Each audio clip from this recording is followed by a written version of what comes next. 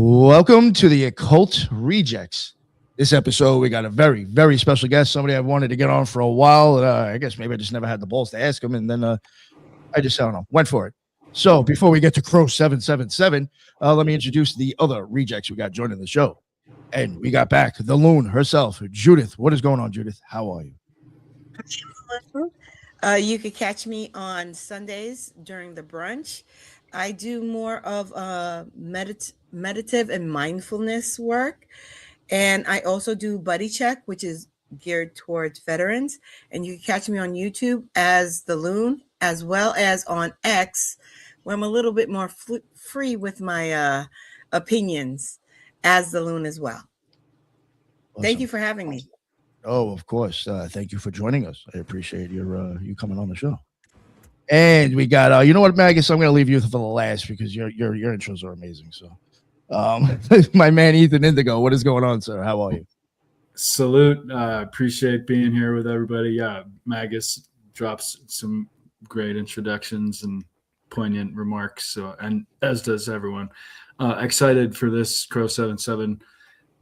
I've checked out a lot of your stuff over the years.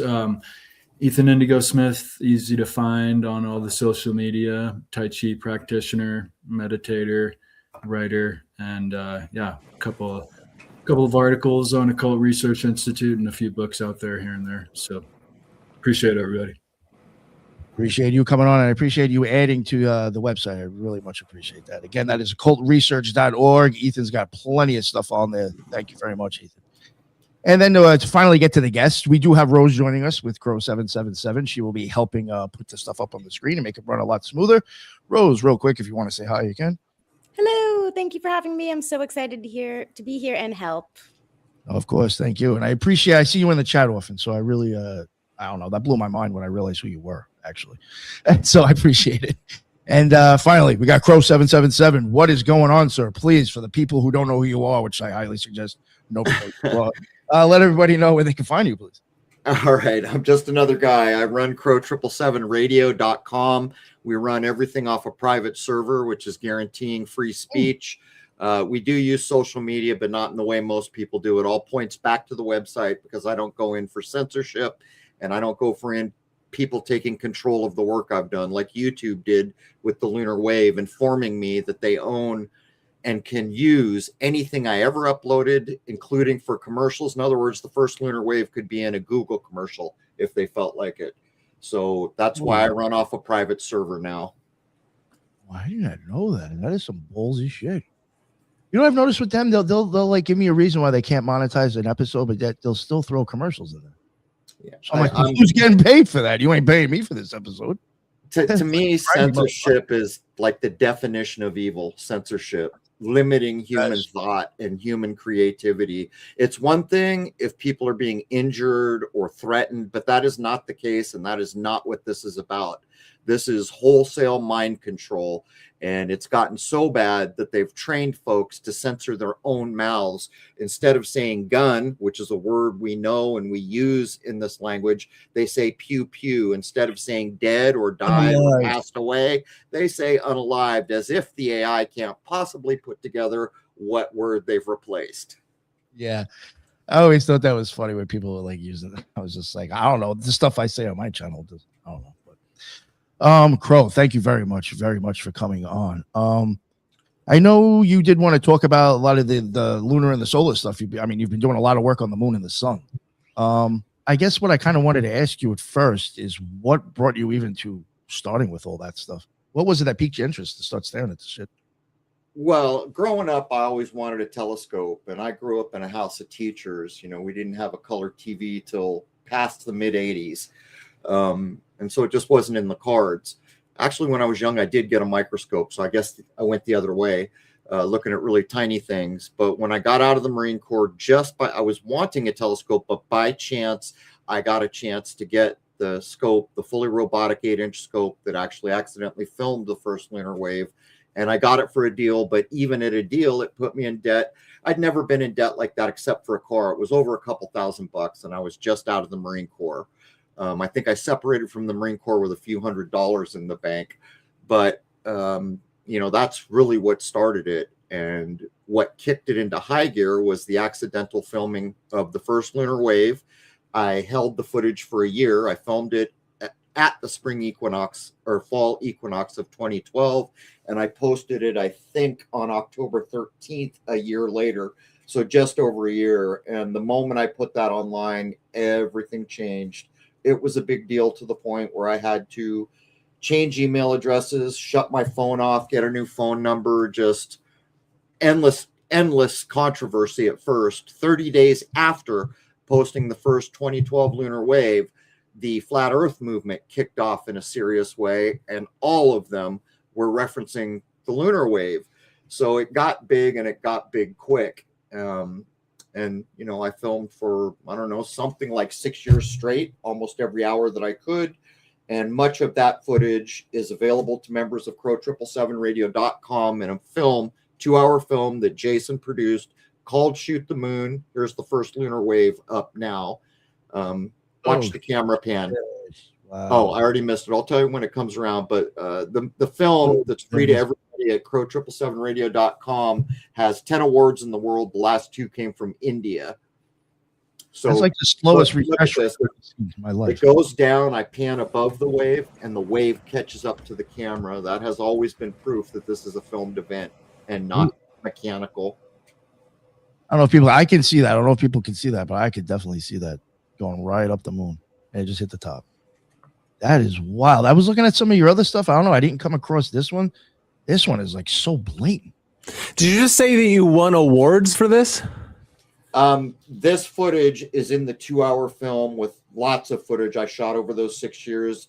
So-called UFOs, chemtrails, orbs, invisible craft, all kinds of stuff to include 7 lunar waves is in that film. And it's got 10. Jason submitted it to the, you know, the indie film circuit out in the world. And we didn't think it was going to go anywhere, but it did. And it got 10 awards. The last one came from Jaipur, India. Crazy. Oh, so what we were seeing there is on that sphere of the moon, on a wave going up it, and then the next image was half ultraviolet. Can you explain what that image was, or were we not supposed to see that? No, Rose, can you put up the Gotcha. So I had a DSLR that was a Canon with 25 megapixels, and I sent it away so that it would be full spectrum. But let me qualify that. We're not allowed to have full spectrum per se. We can get a little bit into IR and a little bit into UV because of the laws that changed. I think it was the 70s for military applications. But what happened here is I took it, sent it in for just not very much, $200-300, I think.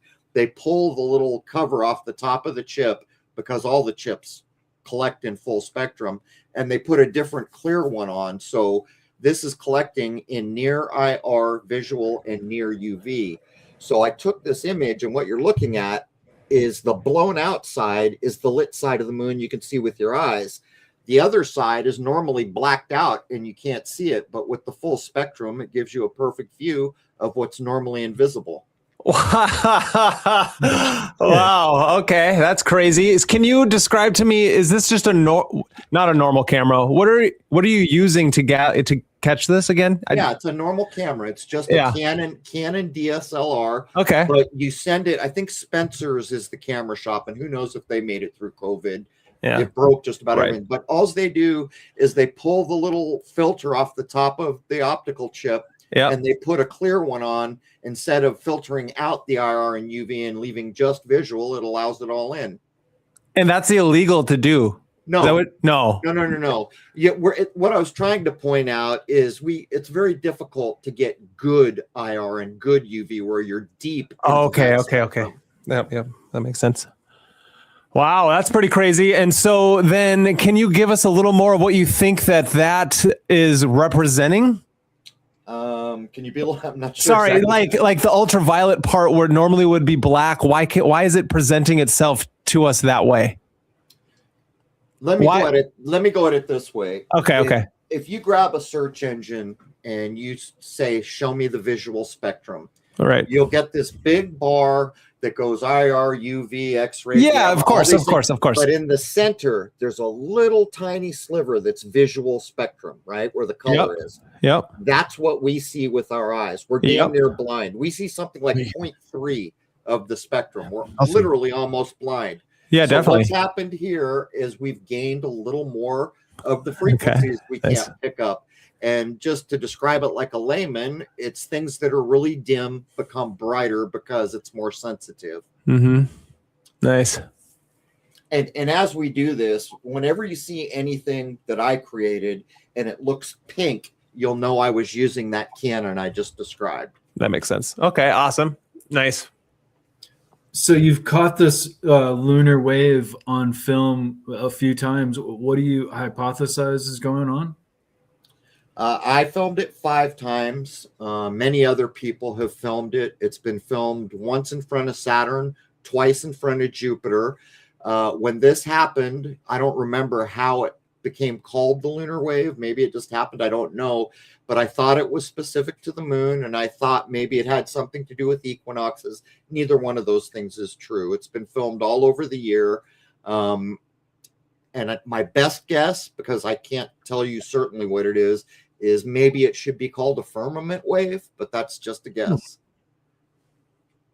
One thing I did want to ask, and sorry, this is going to probably sound like such an ignorant question, but I don't know anything about this stuff. Do you think it's possible that, like, I'm still saying, like, it's something weird, like, because there's no stars in the background, I can't see if that whole frame is doing it or if just the moon's doing it. You know what I'm saying? Like, there's nothing else in the background to see past the black to see if something else has a thing go up it. Well, I suspect that anywhere in the ecliptic, you can probably film this if there's something bright enough behind it that allows you to see it. In terms of does it go past the edge, I assume it does. For a long time, I assumed it didn't. For a long time, I assumed it was to the moon, that it was to do with the moon. Yeah. But we need to know a lot more. Some people, every now and then, I get an email, I figured out the lunar wave. I just got one of those a week ago, someone using the Book of Enoch. But the problem is that many people who magically figure it out have never observed the sky clock and never used telescopes and have no idea about what the luminaries are about. And I think anyone who figures this out probably needs a little bit of information all the way across the board. Mm-hmm. I do have a quick question. Have you tried to see if these waves coincide with like solar flares or anything like that? I think almost every line of reasoning I can possibly consider has been tried by somebody. And yes, actually, I'll have to get Rose in. Was that part of what Luke did, Rose? Sorry about that. I didn't realize that it's sharing my whole screen. Okay, so when we had Luke on episode 650, he discussed something that he's calling divine emission theory. And so with atomic theory, which is the mainstream, they're applying different rules to what they're calling the quantum and the macro, which doesn't make sense. What everyone's looking for is a unified theory where you can apply the same rules to everything, the micro and the macro. And that's what Luke has done.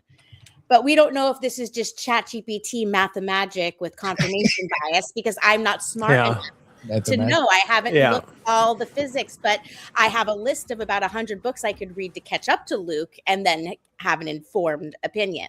But giving him the benefit of the doubt that all of the math is lining up, he is showing that on the smallest scale, matter is created because of torsion. And what he's calling a scalar knot is the idea that there is the spinning of the smallest objects that could possibly exist. I'm probably doing a really bad job explaining this, but if you can imagine this rotation, this torsional rotation that's then gathering energy to the point that then it can release it, that's how then matter starts to be made when you think about matter being folded light. Yeah. So it goes, so you hear people say we are light beings. Everything is light. Matter is light. So then if you take it up to the macro and we're talking about the sun, if you're thinking about a toroid or a dielectric hyperboloid that's contracting and expanding and contracting like a respiratory system, one could argue that everything in existence that has consciousness is breathing. So like a leaf, it has photosynthesis, or I might be using the wrong word for it for the respiratory system of plants, but chlorophyll. Or we have lungs, and then the sun and the moon, maybe they are conscious luminaries that are also breathing. So the sun, and I'll put up an image. I had to come back to this tab to unmute myself. So let me go over here. Now you can see this is one of Crrow's images of the sun, and he's picking up on what looks like, to me, you could interpret that as a pulsing. And so in Luke's opinion with divine emission theory, as he described in episode 650, he would say that the lunar wave is going across the whole sky, and it could be described as a pressure wave, that everything is emitting pressure. And that emission of pressure is a precursor to electromagnetism. Nice. So there you go. Now you know why she's here. She has the memory I traded for the 70s and 80s. Attaboy. I'd like to add something to that, actually. Why it's so fascinating to me is everything you're talking about with matter being created by toroidal energies, and that torsion that you're talking about. So in body science, as in ancient or just Chinese Kung Fu, in your Tai Chi science, when you're learning these things, the top half of your body and the bottom half of your body are like two tetrahedrons pointing at each other. And what you're doing with the forms themselves, interacting with the breathing patterns, is you're making a toroidal field with the body, because both the pyramid at the bottom and the top are spinning in opposite directions, which then is uniting at the dantian, creating that, and then interacting with the breath technique in the body. You're actually it's so fascinatingly similar. You're creating something, and what you're doing is you're getting back into the Wu state of that first beginning before things happen to be the yin and the yang. So that's a kind of an interesting, and then him calling it the divine emission theory closely resembles that same kind of Taoist science that they're using with that kind of stuff. So fascinating. He's a smart guy, and I love that he's going at it with ideas of breath. Inhale, exhale. That's where I'll agree all day long. Even if I don't think he's correct, I'll agree all day long, because he's going at it at such a sensible level. Yeah, you just got to support him. Yeah, that's a great level. So would you or him say that then, I mean, are these planets or the moons and these things that are doing this, they're breathing in a way that makes them conscious beings or entities in and of themselves, or what? There's nothing, from my point of view, this is my point of view, there's not a thing that you can interact with that we couldn't call alive. Nice. Yeah. It doesn't exist. And when you look at the problem, obviously, with how we've been brought up here is, you can tell someone, did you know that all truth resides in nature? And they might think about it and say, hey, that's an interesting idea. But nature ends, when I look up, I'm still not looking at nature, but you are. That is still part of the creation, or whatever you'd like to call it. And if you include the spiritual thinking that science omits, you won't hear about orbits. You'll hear about spiritual realms for each of the so-called luminaries or planets. In many ways, what modern science has done, two things. Well, it's been helpful on a lot of levels. Don't get me wrong. We got a lot of stuff out of it. But at the same time, we've become very hyper materialist, which isn't a healthy thing. And the other things, it's made us 2/3 blind. Because if we look at the old natural sciences, we recognize that anything can be broken down into body, spirit, and soul, right? Well, science only recognizes the body. That's what I call 2/3 blind. And that is a bit of a general statement I'm making here, but you see what I'm pointing at. If you're not going to allow the spiritual context of what it means to be a human being, well, I mean, come on. Well, how many parts of my body do I clip off before I fit your bill here? We are spiritual beings. It's just a fact. Yeah, no, for sure. Baruch Spinoza, the idealist philosopher, would 100% agree with you with his idea that God and nature are, very interacting, being very similar substances. So You It's know, you see fascinating. science do it all the time when Yeah. they want to make that submarine that goes faster than they can, and they work at it and they work at it. Then one of the guys says, "Hey, man, what's the fastest fish?" Some guy tells him, "Let's go out and study that fish. Let's look at the shape." And oh, wow, it's covered with scale. You know, they start to take the truths of nature back into the laboratory instead of trying to engineer their way through it. This has already been done. Like that. Does anybody else have any other questions? Oh, good. All right. Here, let me bring that back up again. One thing I did get. So, one thing I did want to ask too. Has there been things of this? Obviously, it wouldn't be your work. Have you ever seen anything like this prior to 2012? Right now, I consider myself very, very privileged. I spent 6 years with a telescope on the moon and the daytime sky around chemtrails, trying to convince people it wasn't normal. Then I took a break and I began to save, because in my mind, I was thinking the sun's a big deal and it's going to be a big deal as we do this era shift that we're doing.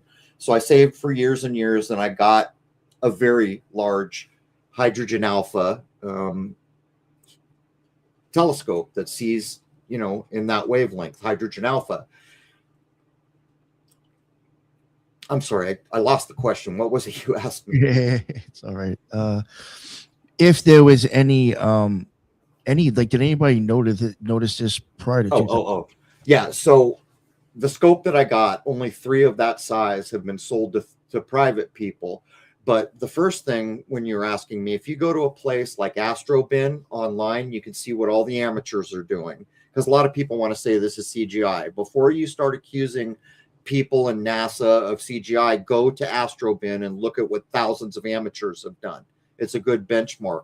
But I'm privileged because 15, 20 years ago, there was no prayer that I could get images like this or a view like this. You can go back to 2015 when I accidentally discovered the so-called second sun, and look at the quality of the solar scope I'm using. It's not even in the same country as the one I have now. So she's rolling through all these images shot in the hydrogen alpha. That's a sunspot, really close. That's a looping prominence in the hydrogen alpha wavelength. That represents over 3 hours of filming, and the quantity of data collected when I approach 4 hours can sometimes be a terabyte. Would you assume that's got to be some sort of magnetism that's doing that right there? Well, you can see by the shape there, I like to point out that when you play with a magnet in a sandbox, you get these electromagnetic shapes. It is electromagnetic in my view, and it's also conscious in my view. Oh, Yeah. And it also plays Yeah. a major role. Like when people ask me, what do you think it is? I can't answer that as much as I'd like to, but the way that I view it is very close to the way Eric Dollard laid it down, but he's much smarter than I will ever be in this lifetime. And it's like a converter of some sort that's drawing its energy from somewhere else. Eric Dollard calls it counter space. The way I view it is like when you take a prism and that white light hits the prism, it breaks out into 7 colors, right? Yeah. Now, this is the idea. In the old days, they used to call all the luminaries. They picked the ones we could see. There were 7 of them, right? So the sun is lensing all these energies down to us in the same way a prism breaks out all those 7 colors, right? So in my view, it's taking energy, converting it, and it's lensing in all the other energetic influences, providing everything we need for light and life and plants and everything. So is this so then if I can dare to say, then this is way different the way you're presenting it than the mainstream science is presenting it, obviously. And we're trying to help show the world through your work that there is something different. There's something more to what's going on, and we need to wake up to that. Like, how can you tell me why these two things are? Like, what is that pulsation showing us that we should like waken up to, that we're not being expressed?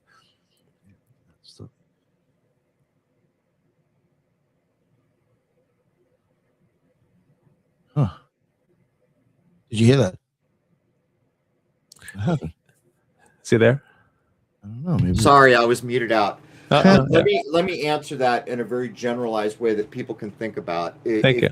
NASA certainly has images that are in the hydrogen alpha wavelength, but they've got all these other wavelengths. A lot of them look like they're CGI, like X-ray or other things that we don't really have access to. Yeah. If you go to a place like Astrobin, you can see what's what and other people doing even better than I am. But when you look at what we want to pay attention to me, it comes down to the same old question that isn't just about the sky clock. It's about every map you've seen. It's about the history we've been handed. It's about the laws that we've been handed. They're all bogus. They're all skewed. They're all designed to control you in some way, shape, or form. So the real question is, how do we get at the truth? And the only way that I can think of is you throw out all the crap that's been jammed in your head and you start over. Maybe at some point, authority comes to its senses and starts to help play the game of what's actually true.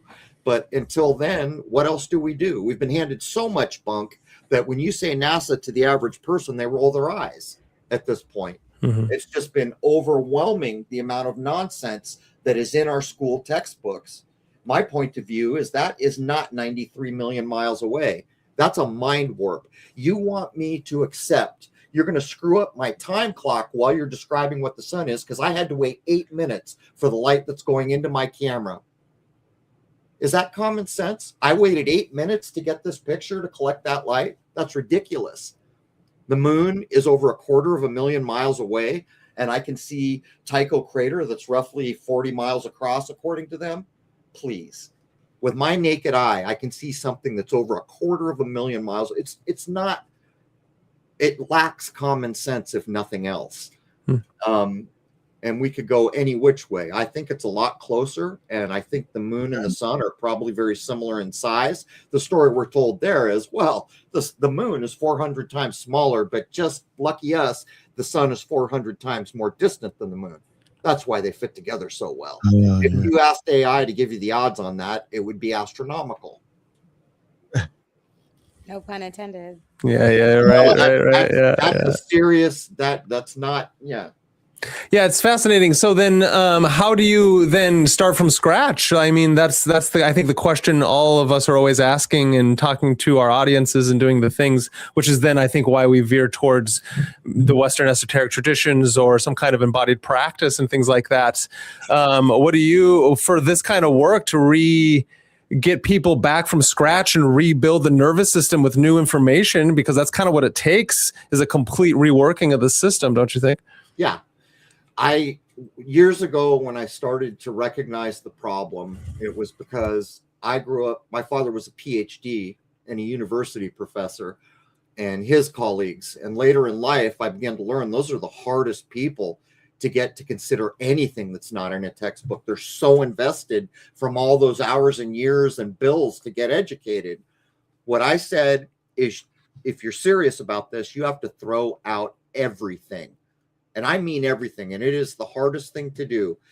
When you try to do it, you'll recognize that you're not doing it. It's just difficult. But when you finally get serious and you do it, down to the point where you are no longer accepting that 1 + 1 is 2. I mean everything. And then if you do that, you'll recognize, well, wait a minute. 1 and 1 is also presented to me as 11 quite often. And I never realized that before. When you start to recognize that all truth resides in nature, whether we recognize it or we don't, you cannot invent truth. You can only recognize it. And that's around us. We're surrounded by truth. So the simple act of saying, I'm tired of lies and falsehoods, I want to know truth, and all these minds tuning into that, surrounded by the source of truth, I imagine we can make headway. Right now, maybe there's fewer of us doing it, but mind precedes everything. And the way we think shapes what's about to happen, which is why media takes so much time to warp our minds and make us afraid and get us to believe in lies. And that is exactly why they're dumping Epstein files. They're playing truth or consequences. You all just got shown the truth. And if you don't do anything about it and nobody goes to jail and nothing is done, guess what? you're going to play the consequences. And that's exactly what they're doing. And it's called Revelation of Method, put forward by James Shelby Downard and my good friend Michael Hoffman. And if you're not subbed to Michael Hoffman, you're missing the boat. This last thing he just put out, as a matter of fact, Rose, can you put a link in the chat, please, to Michael Hoffman's latest Truth or Consequences? Yeah. And we're going to have him on in March. And this is a man who co-authored King Kill 33 and writes at a level that will be absent from our world when his generation is gone. I don't know what to tell you. We have the tools we need to build a better bench. We just got to pick them up.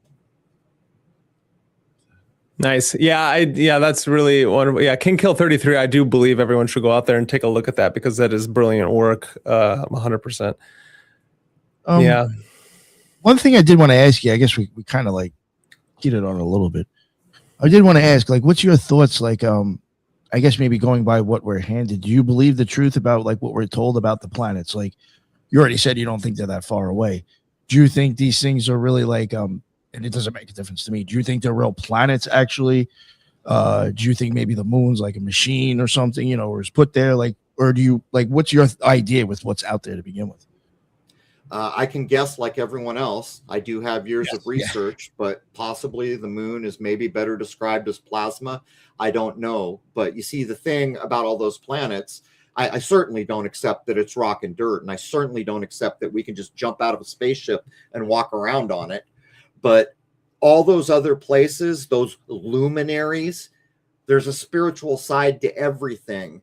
And if we go back to the old hidden occulted information, they wouldn't talk about orbits. They would say things like what NASA calls the orbit of the moon is from Earth to the moon. What they would say is that is the lowest spiritual hierarchy of angels. And from the moon to Venus is archangels. And from Venus to Mercury is a thing called the archi, other spiritual beings a little higher up the spiritual food chain. When you get to the sun, that would be the powers of the sun.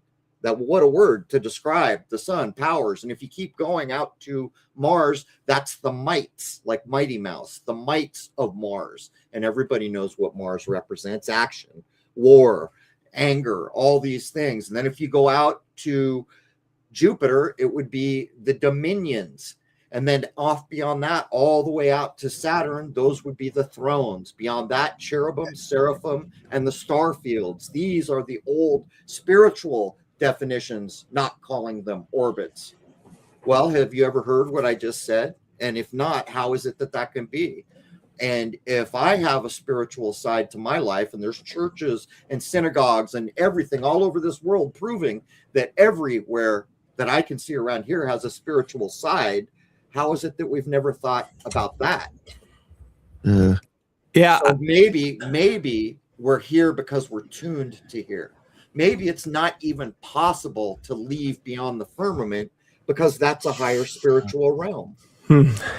And I will interact, and just so everybody knows in the audience, what he was talking about with the thrones, powers, dominions, that's the Renaissance magicians and them beforehand were taught of John Dee.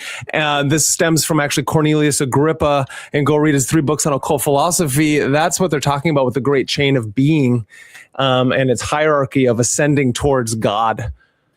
So, yeah, I think it was the Rosicrucians, the very old ones, who had kept it alive up to at least the late 1800s. But you will see that the words that they chose, I want to say around the 1700s, the words I just used were assigned to that to do it to serve a spiritual purpose. Yeah, that's Agrippa. If you go into biblical scripture, you can find the word thrones. And Cornelius Agrippa was, and his Trithomaeus, they were like they were Christians in that time frame, also magicians who were, going through the esoteric magical working. And you can go find that in Agrippa's 3 books of occult philosophy. Everyone should get it. Eric Perdue's translated it, and it's phenomenal. A lot of people forget that in early Christianity, there were mind sciences. Yeah. Like in the West, we see all these places that do meditation and we make fun of it and stuff. That used to be part of Christianity. That's what the vow of silence is about. You've heard about the monk in his cell. They were practicing the mind sciences way, way back. in Christianity. But all the words that I described as spiritual realms, each one of them can be looked up in scripture. It appears. And that plays into why they were picked, chosen. And when you consider why was it chosen, well, it's simple. They didn't want you to think it was a dirt clod. They wanted you to consider the spiritual possibility.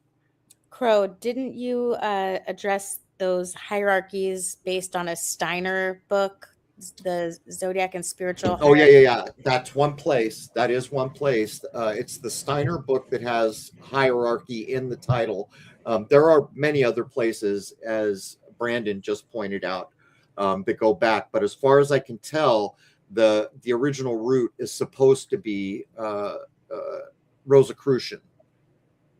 Yeah. And the tough part about the term Rosicrucian is that it's one of those corrupted and then revamped, and there's so many small little LARPing Rosicrucian Disney character groups out there that so it's such a fascinating, the Rosicrucian thing, which is then why I like, we'll just hone in on, if people really want to go find that. Agrippa did such a great work, and that's from the 1500s. About 1563 he was doing that work at the same time as being persecuted from the church, and then he ended up having to rewrite basically that he has a whole book apologizing that Danatrell helped, I believe it was Danatrell helped retranslate, which is quite amazing. What was the name? Dionysi the Aprigate, or no? Yeah. So it was in that vein. But let me ask a question here. Do you think the Catholic Church is more likely to have built those magnificent cathedrals, or someone who thought like Agrippa? Oh, somebody who thought like Agrippa, for sure. Well, there it is. And you could ask for any sure. of them that. And what you're looking at there is technology we can't replicate. Why? Yeah. Because it's not technology in the way we think about it. It is facilitating the truths of nature. It's not inventing anything per se.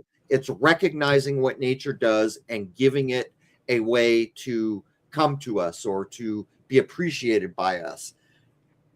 I agree. Yeah, no, I completely agree, because it's like a lot of this stems from, especially the music, the harmony of the spheres, the planetary spheres, stemming from Pythagoras, and him creating music and understanding harmony and beauty, which then we can see in our everyday modern period of how trash music is and why they're trying to invert everything we see, hear, taste even. It's all toxic and trash, trying to bring us down into this mundane, barren planet, right? Yeah.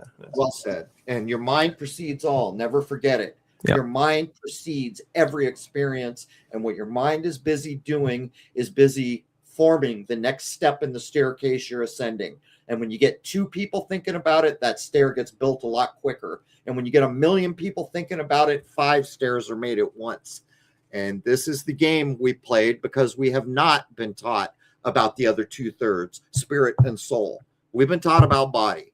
We've been taught about hypermaterialism. We've been taught how to get along in a system where we can be good workers, but nothing about the system itself. And that's where we are now. We are at the turning point. That's all going to end. All these low vibrational systems that we have existed in our whole lives, those are busy dissolving into whatever comes next. But the thing is, we help shape what's next. But if you listen to the news and your TV, it will convince you in ways you don't even recognize to go the wrong way, basically. Think the wrong thoughts, to have fear, to engage in low vibrational activities. What's that old saying? Every act is a vote for the kind of world you want to live in. And that is true of every thought. Yeah. Since I moved, I haven't gotten cable. And I've been here for about 1.5 years. Literally. If I use anything, it'll be like YouTube on my TV. And honestly, I guarantee you, if I had a cable, my show would even reflect that and be completely different than it was in the last year. For sure. That shit is fucking brain rot. Yeah. One thing I did want to add too, just to throw this in real quick, for people like, interested in the occult or Hermetic Kabbalah, a lot of the names, I'm sure Judith probably even noticed it, maybe even thought of the Kabbalah too. When he mentioned like the thrones and the cherubim, the seraphim, and even the orphanim, a lot of those like things of angels and stuff even is attributed to the spheres on the tree of life, and those will also have in the Hermetic Kabbalah will also have planets associated with them. So you'll even see there that the planet will even be associated kind of with that angel as well in that sense. So that was very interesting how you brought it up in that way, and I've seen it kind of redone in another practice. So well, it's a bit mystifying that we look up and we've been taught that those are planets. It's basically rock or gas in an orbit somewhere, but we can see the energy, particularly with stars, and we don't consider that's energy, right? You can see it's a color, it's a brightness, it's all these things. That's energy, and we need to start thinking more in this direction. And years ago, I took a picture. I think it's Arcturus. Rose, I know you probably don't have it, but if you do have the Arcturus clip, you could put that up. And I took it out of focus. Yeah, I'm sorry. Yes. And I took it out of focus. And the reason you take it out of focus is because you can see the cymatic pattern of the energy and the colors associated. If she finds it, there will be a hole in the middle of the star when I defocus. The reason is because I'm using a Schmidt-Cassegrain telescope that has a rear and a front reflecting lens. A different kind of telescope, that hole wouldn't be there. But the point is, most people didn't pay attention, but now all kinds of people are doing it. Unfortunately, they're not always getting it right because they show a defocused star and say, see, NASA's been lying to you. This is what a star looks like. Truly, with a powerful telescope, it is pretty much a point of light that is pulsating and colorful, changing colors. Some of them a little less so. But when you defocus or overfocus, then all these cymatic patterns, like it's underwater, emerge and you can see. But anyhow, I don't think she planned to have that clip, but who knows what I have it ready. It's up now. I bet. There we go. Antares, the heart of the scorpion. Sorry. So what you're seeing here is I do it both ways. I'll show it to you defocused. This is defocused, showing the cymatic patterns. As that hole in the center gets smaller, I'm focusing, and I'll focus it down to a point. I hope this is an iris, your pupil. So when it gets down to a point, I'll tell you, getting closer, closer, closer, closer. So this is actually what a star in focus looks through an 8-inch telescope. Okay, that's the truth. But look, that's energy, isn't it? Wow. So when you bring it closer, there's actually a black thing in front of it? No. That's the telescope has a reflecting mirror, this type of scope in the front and the back. So when I defocus, it creates that hole in the image. If I had a different kind of scope, that hole wouldn't be there. The only reason I'm bugging out is because I talk about having an experience, like whatever these experiences crossing the abyss. Maybe people want to argue that, whatever. To me, whatever. I will have a dot, like, I'll have my eyes closed and I'll be meditating, and it will look like something very much like that all the way out in the distance. And as it gets closer and starts to appear, it turns into an eclipse. So that just blew my mind. Yeah. So that just blew my mind how I just kind of saw it backwards right there. So this is an interesting still that she just had up, because that's a still. What was that little blast of energy? This is when I first got my telephoto lens, and I wanted to see how powerful it was. So I took an image of a bird a couple 100 feet away. But this is Antares, the heart of the scorpion. So I'm sorry to interrupt. Little blob there. That's a still. So that little energy. See, if I would have moved the camera, the whole thing would be blurry. It looks like I did move it a little, but there's a lot of work that can be done. I don't think I've seen anyone park a decent sized scope on a star for 4 or 5 hours at a time. Anyone who does that is going to walk away with amazing things if they put time into it. Crow, I think Ethan wanted to jump in. I saw him. I'm sorry. No, I apologize for trying to interrupt. I'm being interruptive. What is that tail looking like swirl off of the last image? Is that just because there was movement? Well, that's the funny thing. If you look at the main bulge, it looks like I did move a little, but that little streak is further than it appears I moved the camera. So that would be a little energy fissure or something. Interesting. I was going to ask too, you mentioned the firmament, and you hypothesized that perhaps the wave might be the firmament. Maybe could you explain on that further? Is it maybe the edge of this energy field that is maybe the firmament? Well, I mean, you bring up the question, what is the firmament? For that idea, what is the shape of the continent I'm standing on? Well, we can all sit here and guess, and it's one of the things we've got to refigure out. The first time we went to space, we should have known exactly what everything looks like from high. Well, we didn't go there, so maybe a high altitude plane, but the firmament is something, right? And the original word seems to translate to something firm, right? If you look it up, rocky or whatever the Hebrew is. So I don't know. People say crystal, people say energy, people say a lot of things, but I know that a wave has to travel through a medium. So that's how I'm thinking. Unfortunately, I don't know certainly what the medium is. And by the way, it's a total guess. I'm saying, what could the wave be going through? And that's my best guess. I can show a clip I have of the difference between the lunar wave and jet wash from a plane. Do you want to? Oh, yeah, nice. A lot of people say to this day it's jet wash, and they just look very different. Yeah. Plus, you can see planes. I think that there might be. I don't know how to remove the audio the way I'm sharing it, so I apologize if you have to wait to respond. The waves go by, and you pick what I'll call. Oh, I can mute it actually. Nice. So there's the first wave, and there's going to be another. That shit is crazy. Real waves come in pairs for some reason. Well, that's crazy. It's almost like the waves in and out of the ocean on a beachfront, how it just kind of moves itself forward and backward. Well, it displaces. Pick one of those craters and watch it. The wave displaces what you're looking at twice. Yeah. Like a straw going through drinking glass. See that? It's weird. Oh, God. Yeah. Here it is. I did a clip on that where I zoomed in on it. Okay, this is a different wave coming from the top. There's the first. There's the second. Damn. Whoa. And there's jet wash. Oh, that's way different. I mean, that can't even be seen as anywhere near. People still argue it along with the. Oh, really? Yeah. People argue a lot of things. I want to touch on the firmament idea that you had. You slightly brought it up, and then Ethan kind of re-brought it up. But this idea of when you were talking about all the different planes of experience and that great chain of being and that firmament being between the earth and the moon or whatever it is, I like the idea.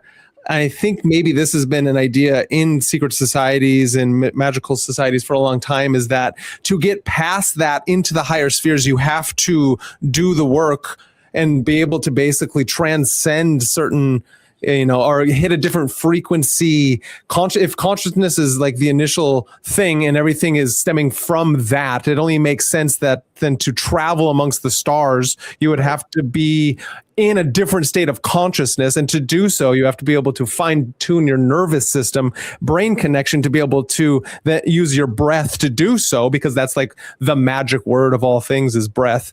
And so it's such a fascinating thing to think about, something I've thought about for a long time. And I love that you brought it up because of that idea to be able to interact with the higher levels all the way to God.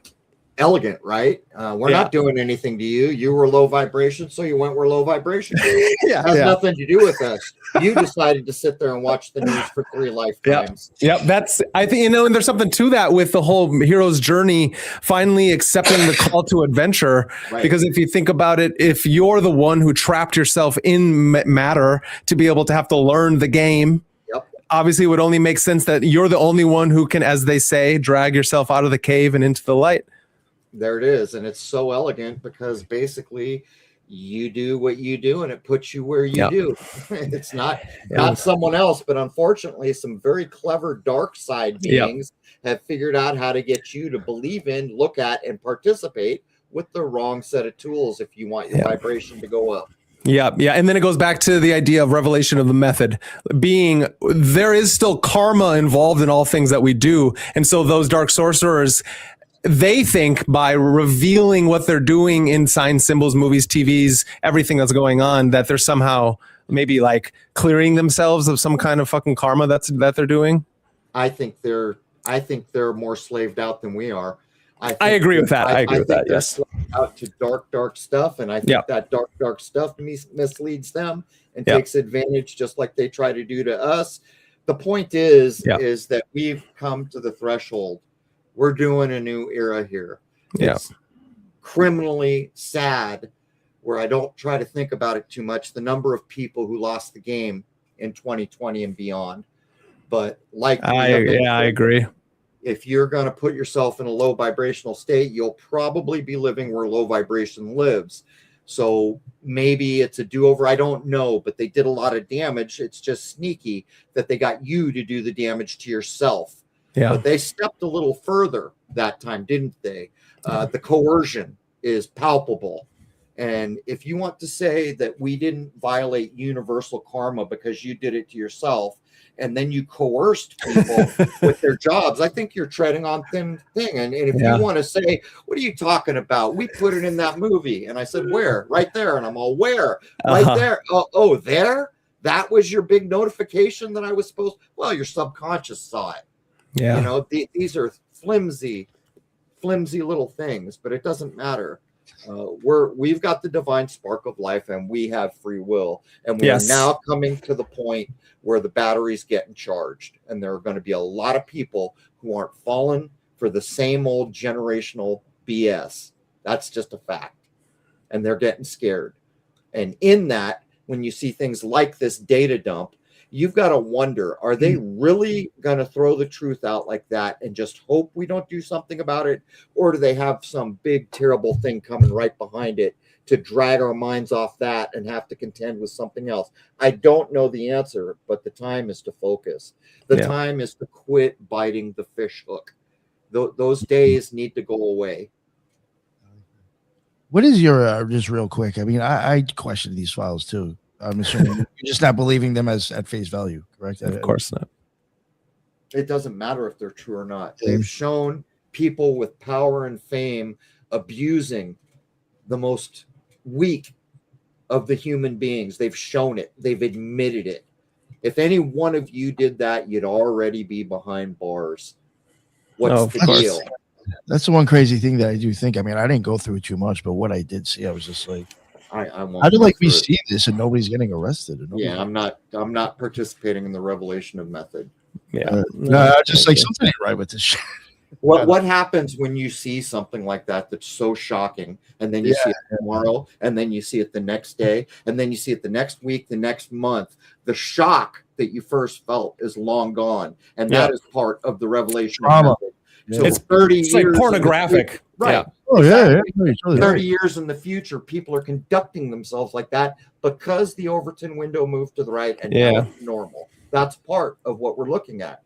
If somebody doesn't pay the piper, then the consequences will be paid, and we pay those consequences.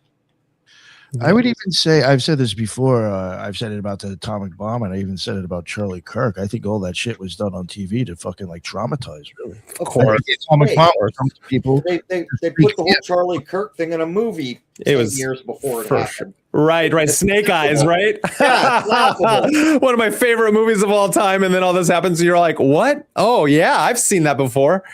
It's so... And they put Erica Kirk on a zip line going past the clock with the date that was the event. You know, it's laughable. And we sit here, this is part of the problem and why you should follow Michael Hoffman.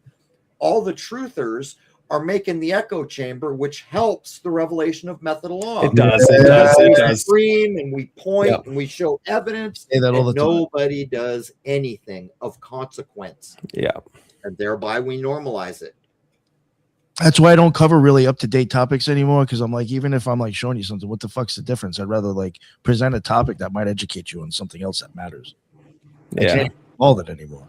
I don't want to wake up in a year and have those kinds of ideas be less insulting to me than they are this day. True.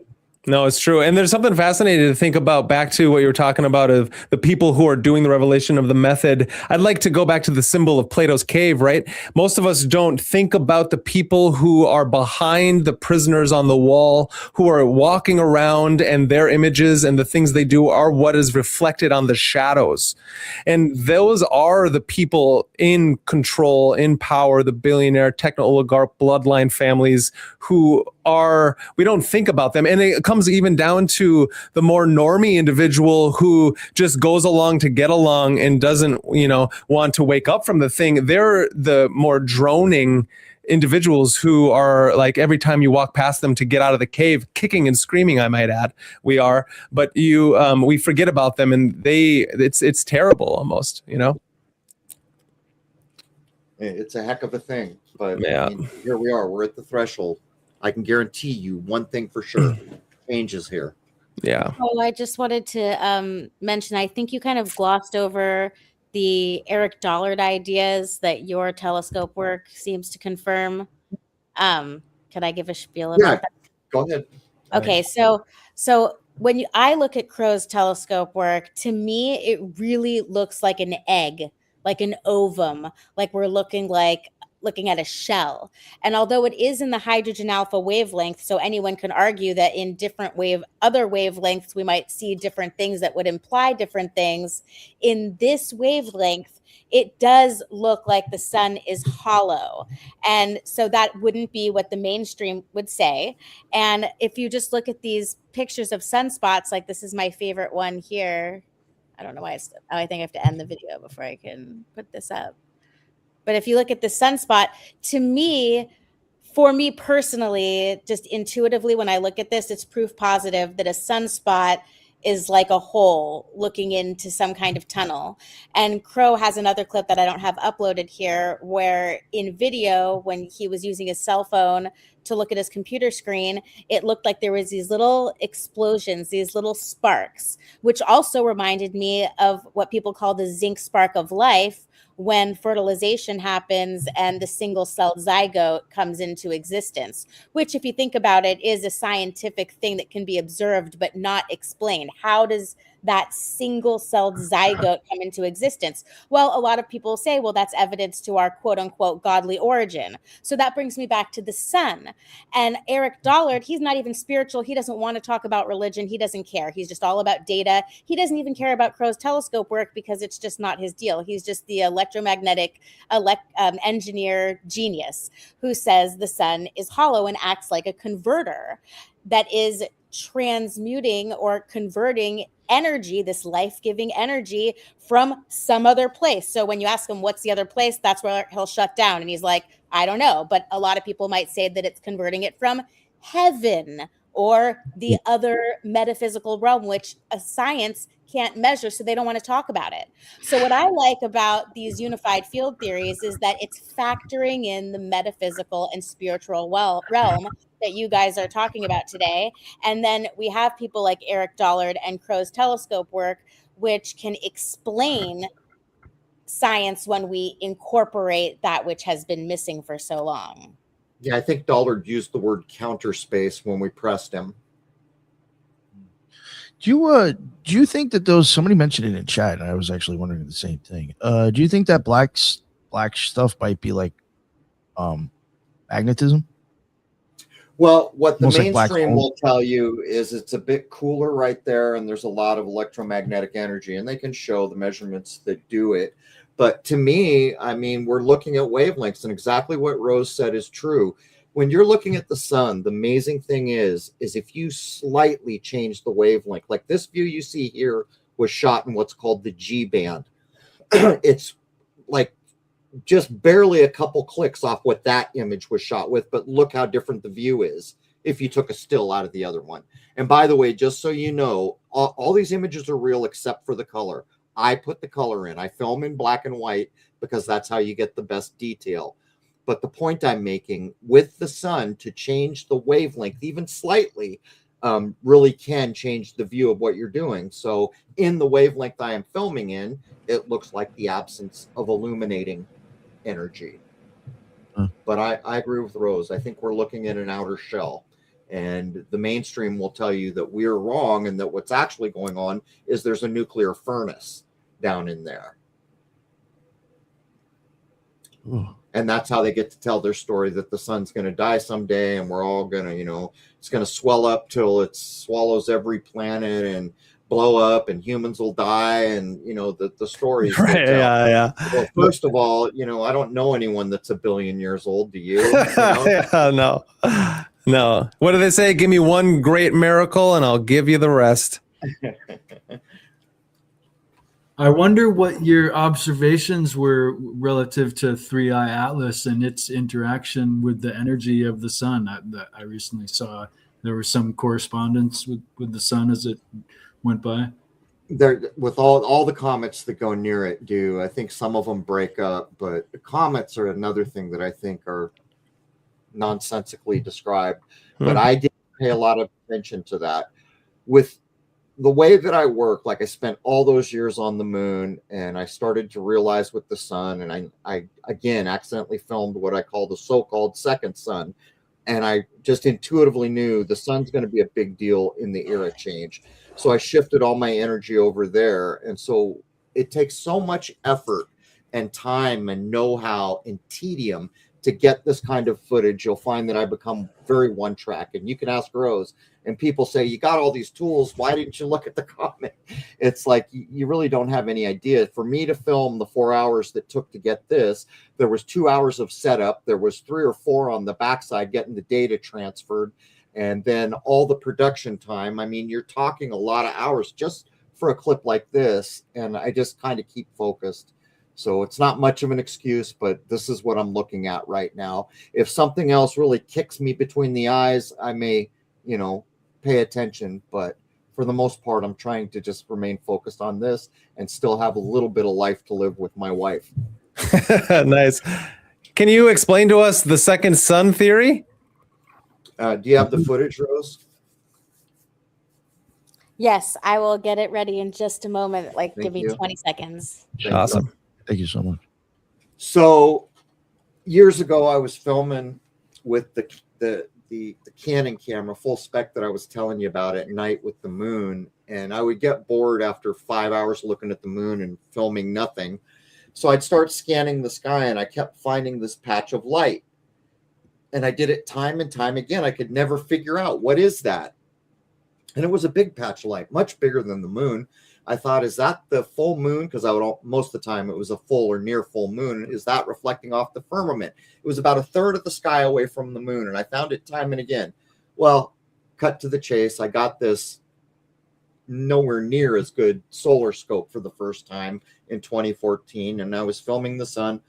And I thought about that, so I went to go scan around, and lo and behold, I found another object that looks just like the sun, wouldn't focus quite as well as the sun, was slightly smaller. And I had thousands and thousands of hours of moon telescope time, but maybe not even 100 or very little time on the solar. So I didn't want to talk out of school. Is my footage. So here's the footage that the first discovery of the so-called second sun. Watch the top of the frame. That's the sun we see. That's lens flare. That's lens flare, sun we see. Sun we see. Little lens flare coming in there. Watch the top of the frame. See that thing go by up there? Mm-hmm. Keep watching. I saw it, and I'm like, what the heck was that? There's the sun we see with our eyes. The one we know. Oh, what's that other object up there? Huh. And that's not lens flare. That's a whole spherical sun. That's like a red or... So I did everything. You'll see it dims out. I put my hand over the light block. I did everything. Well, as fate would have it, another man, Chris Van Maitre, in 2016 replicated this, and it was in a different place. I think it was down below the sun. This was above the sun. But that's not even the kicker. This is the kicker.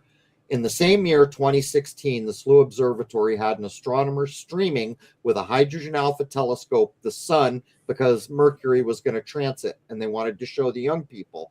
Problem is, that object was damn near kissing the sun. Halfway through the stream, he says, I'll bet you're all wondering what that is. And this is what he said. I'm not kidding. You can look up the clip. He said, that is the second sun. NASA knows about it. They just don't want you to know about it. Later, there was a response that he was joking.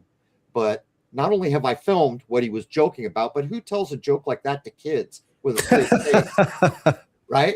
Yeah. So there's the SLU Observatory. What I don't know is, like, some people are like the old occult idea that there are like crystal spheres going out, 7 or however many of them, right? Like the spiritual hierarchies, and that these are reflections on the next sphere up or something. There's all these ideas, but I've studied things like Sri Yukteswar and others Hmm. where they say there's a binary. They flat out say it, and that it comes so many thousand years. And in this era shift and in all the changes we see in the sun, it's become pale.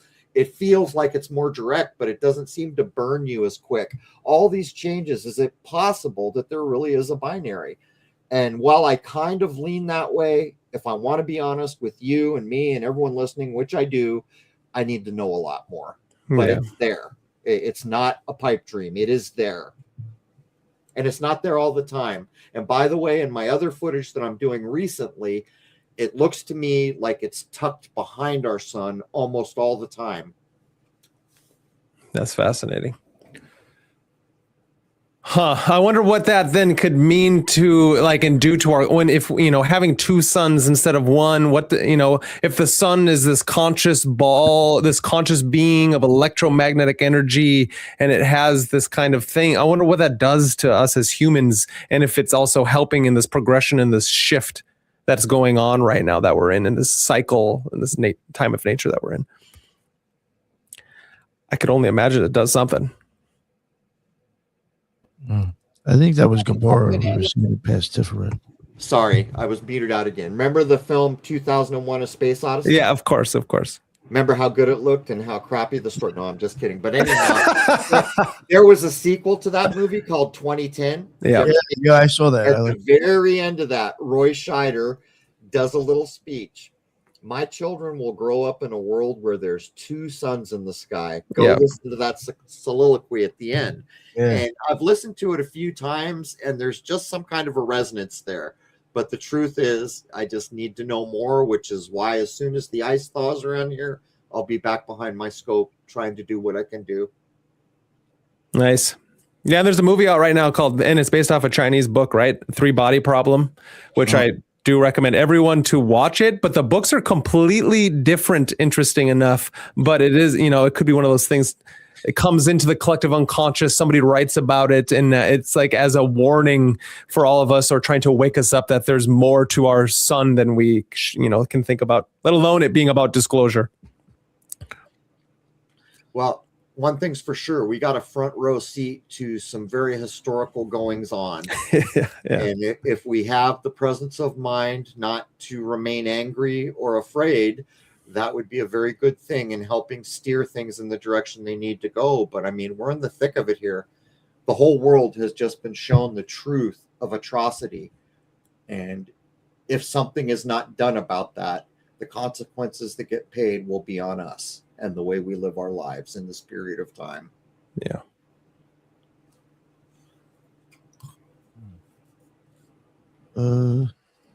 Jen, what's going on, sir? How are you? What's up? Sorry about that, boss. I totally got the times wrong, but that is the problem. That is one of the caveats to obviously being an hour ahead of EST.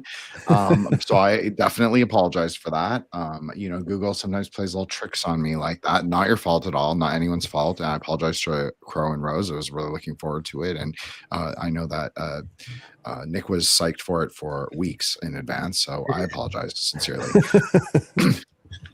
But I did. Who has joined us? I'm sorry. My name's Jin. I have a show called Threshold Saints, and I'm a reject as well. Nick's left hand man. I was going to ask, why did you guys get rejected? That's a good question. Well, I did have a follow-up since Nick did bring up Kabbalah, and I don't know if this got brought up earlier, but the idea of Tiferet being empty is actually a Kabbalistic idea. It fits perfectly because Tiferet, it would be a star, so it would be empty, considered empty. That doesn't mean that it doesn't have anything in it. It means masslessness and luminousness. So the idea that you could perhaps have a vacuum within it or a void as a hyperspace, maybe you could say gateway to travel upwards through higher conscious experiences into Dath and into Kether, meaning into Pluto or the eclipse, and then into the outer three. That would actually make a lot of sense for how someone could travel the tree. So I was just thinking to myself when Rose was showing the sun that actually Kabbalah explains pretty much that whole situation. If you want to think of it in processes of consciousness, I'm not saying it's perfect for an outer sort of a gross example, but for a metaphysics, I think it makes a lot of sense. And Well, yeah, even the solar sigil looks like what he was showing with the circum. yes, Kind of. yes, with the circumpunct, exactly. Well, I like the idea, and I'll tell you something. I used to sun gaze a lot. And for people listening that's staring at the sun, don't do it unless you know what you're doing. You don't give jalapenos to babies, right?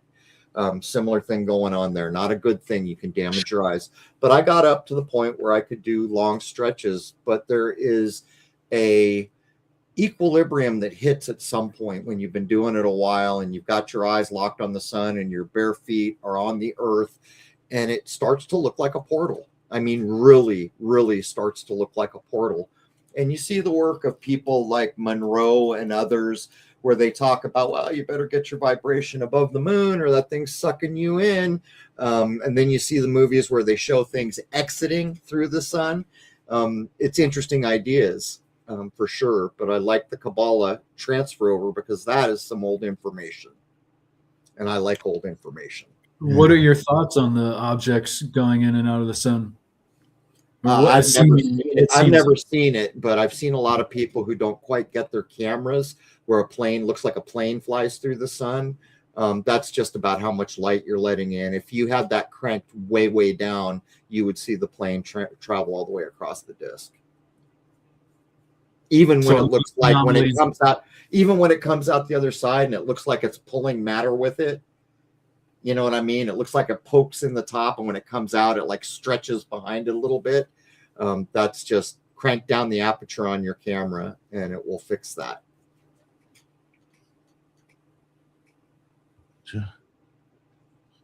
I do actually have a follow-up. Sorry about that. A quick one. Oh, Crow, you said that you colored the image of the sun gold. I think that you said you colored it, and then I obviously assumed gold because that makes sense. That actually also makes sense in a Kabbalistic way. Now, the other thing that I thought was interesting was when Rose was showing the flare in radiochromatography, the sun actually appears as lime green. So it's actually an interesting kind of alchemical thing of chrysopia, meaning that there's a greening happening before the gold emerges. So I don't know if you had any thoughts on that, but yeah, that would be dead center in the color spectrum, the green. And actually, the guys Tiferet is harmony, right? Yeah, the guys who are much more skilled at solar work than I am, because they're really good mathematicians and astronomers, they talk about going far to the right band, which is blue, or the left band, and there is the idea of green and green filters. But if you look at the color spectrum, that little sliver we see with our eyes, that green is dead center. I think that corresponds to the heart chakra, I think. So there is a whole correspondence there that I think you're getting at.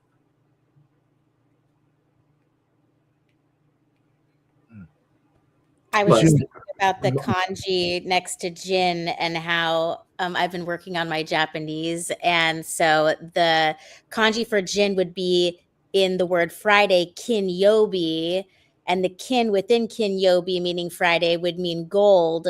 And so I just was looking up because I'm not familiar with Chinese Mandarin, but they're using in Japanese kanji, which comes from Chinese, to come to find that kanji represents gold. So I'm just wondering if that's why it was associated with Friday symbolically. But maybe I should ask Jin what he thinks, since he's the one who has the kanji on his name. He wrote it. Well, I am ethnic Chinese, as everybody on the panel knows. They've heard it 10 million times. I apologize.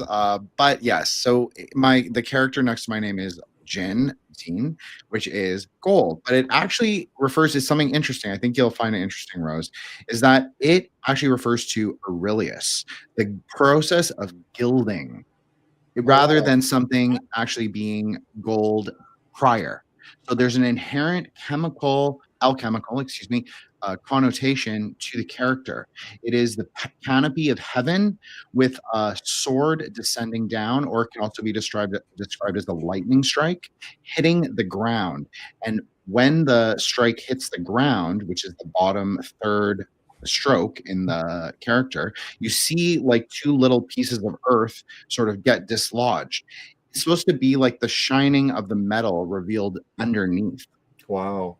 Oh my gosh, because that totally blows my mind, because that made me think of the word exalt. Okay. But when you talk about lightning, it's going down.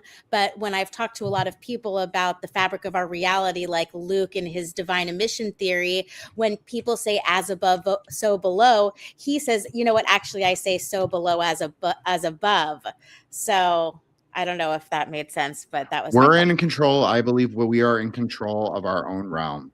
I believe that I know this is getting a little meta, a little speculative, but I personally believe we are in control of the human realm. I think that this is our realm to control. I think that there are people in the world that believe that that get like, you know, divine, certain religions that they believe in the angels really deeply, or they believe in these spirits really deeply, and they might even believe themselves to be communicating with them.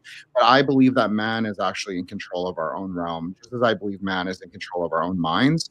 And I think that we are agents of our own will, as Crow was saying. And I think that we get to decide what we believe. And I think that the things that happen down here actually have more metaphysical implication up, quote unquote, up there. And I think people put way too much emphasis on what happens in the higher worlds. And I don't even think they're higher. I think that's just a way to describe them, like in the hierarchy of worlds. But actually, I think our world is very high. Now, I'm a Tantric Buddhist, so Dharma agrees with this, that the rebirth in the human world is of the highest pinnacle. It does not mean that you are born like a god or anything like that, but that simply that we have choice, free agency, free will to live on this plane in the ways that we choose, in the ways that we want. So we can either be generative or we can be degenerative. And that's not obviously the only choices, but those are two major ones. So I would say that it has a lot to do with it. And interesting about the Friday, because in East Asian cosmology, Friday is actually associated with immortality, the god of Friday. Which and he cool. often has a huge bulbous head. And he is in control of what's called the Celestial Peach Garden. So I don't know if that has anything to do with it, but it is interesting that he is immortal. It blows my mind, because how did the people, however many years ago, creating kanji know that Friday should be associated with gold, which is immortal, because gold doesn't tarnish? Like, how would they associate it correctly planetarily? And well, I think that they were much closer related to the forces of nature, you know, like as we see with like Homer's Iliad and Odyssey and the works of the past.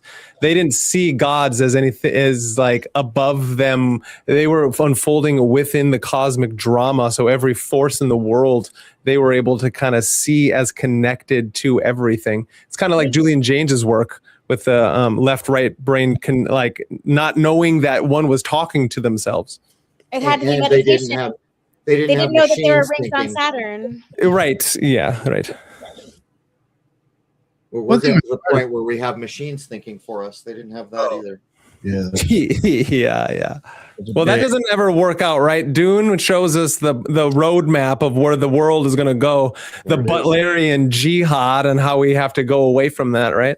And how does he know to write about that in the 50s or wherever it was? I mean, that one thing that never really gets explained very well in the main thing, it's a huge deal. How could you have the foresight to think of such a thing? Yeah, no, it's interesting, and that's a great question. This doesn't answer that question, but it is food for thought. Paul Stamets, the mushroom guru, right? He was friends actually with Frank Herbert, supposedly, or they spoke once, and Frank told Paul Stamets that the elixir water of life, which is the blue drink that he takes, which is the sandworm's spice, the ultra concentrated form, and it made him do the thing. That is actually him talking about a certain kind of psychedelic mushroom. That's his symbolic understanding of what that is. Interesting enough. And so if you do take enough of that, you do break into that DMT-esque experience with enough of it, and then you can see the very fabric of existence, right? So the machine elves told him. Well, that was great. Like, let's not add Terrence into this. He's got Terrence was definitely, doing his thing as well. So it's fascinating. I was making a joke. I was making a joke. That's a good one. And it's true. It's interesting enough of how far we go, right? The machine elves, again, I think are just also covering over, because I've seen said elves. And I think they're just another layer of control and veil to the next level of something else. That's my own think, though, because the jester is keeping you away. Like when you take DMT, a lot of people see the jester. That jester can be known as like a guardian threshold barrier of letting somebody enter into that next thing, kind of like the firmament is allowing you to go up into the higher celestial spheres. And so there is this overlap into what our brain, mind, nervous system does to stop us from maybe having higher levels of experience that'll completely burn out our nervous system. So I think. Did anybody have any other questions or anything? Judith, did you have anything? No? Okay. There's something I was going to say and I totally forgot. Oh, one thing I did want to mention with Friday real quick. Friday is associated with green. Not necessarily gold, but I mean, then again, you'd be going back to Jin's idea with the picture and it being green. Find that interesting. Right. I do have one more thing to add. Rose, should we show the Riccioli 1651 artwork? Yes, I do think we should. Let me bring that up. So Jason and I just recorded. I did a whole episode on this image. People who follow know that I appreciate what Tycho Brahe did. Nice. And I appreciate good artwork, particularly if there's level of meaning in it. So we put down 2 hours to go over Riccioli, who was all about Tycho Brahe. Although he did modify in this image, he took it upon himself to modify the so-called orbits of Saturn and Jupiter, different than Brahe had. But it's really quite an image, and it is dense with levels of meaning. I'm sure that I didn't describe everything's there. I did what I could. But this is from a book called Almages Nuovo, which for the first time has been translated into English. So I ran out and got a hot copy. But what you're looking at here, maybe we'll go from the top down. There's actually 3 sevens above the hand of God there, believe it or not. There's Latin, much of it scriptural, but there's a scale below God's hand. Astrea, the goddess, is holding the scale, and then the 100-eyed Argus is on the other side. Under the scale is Claudius Ptolemy, and his little model is at the bottom, discarded, about to roll out of frame.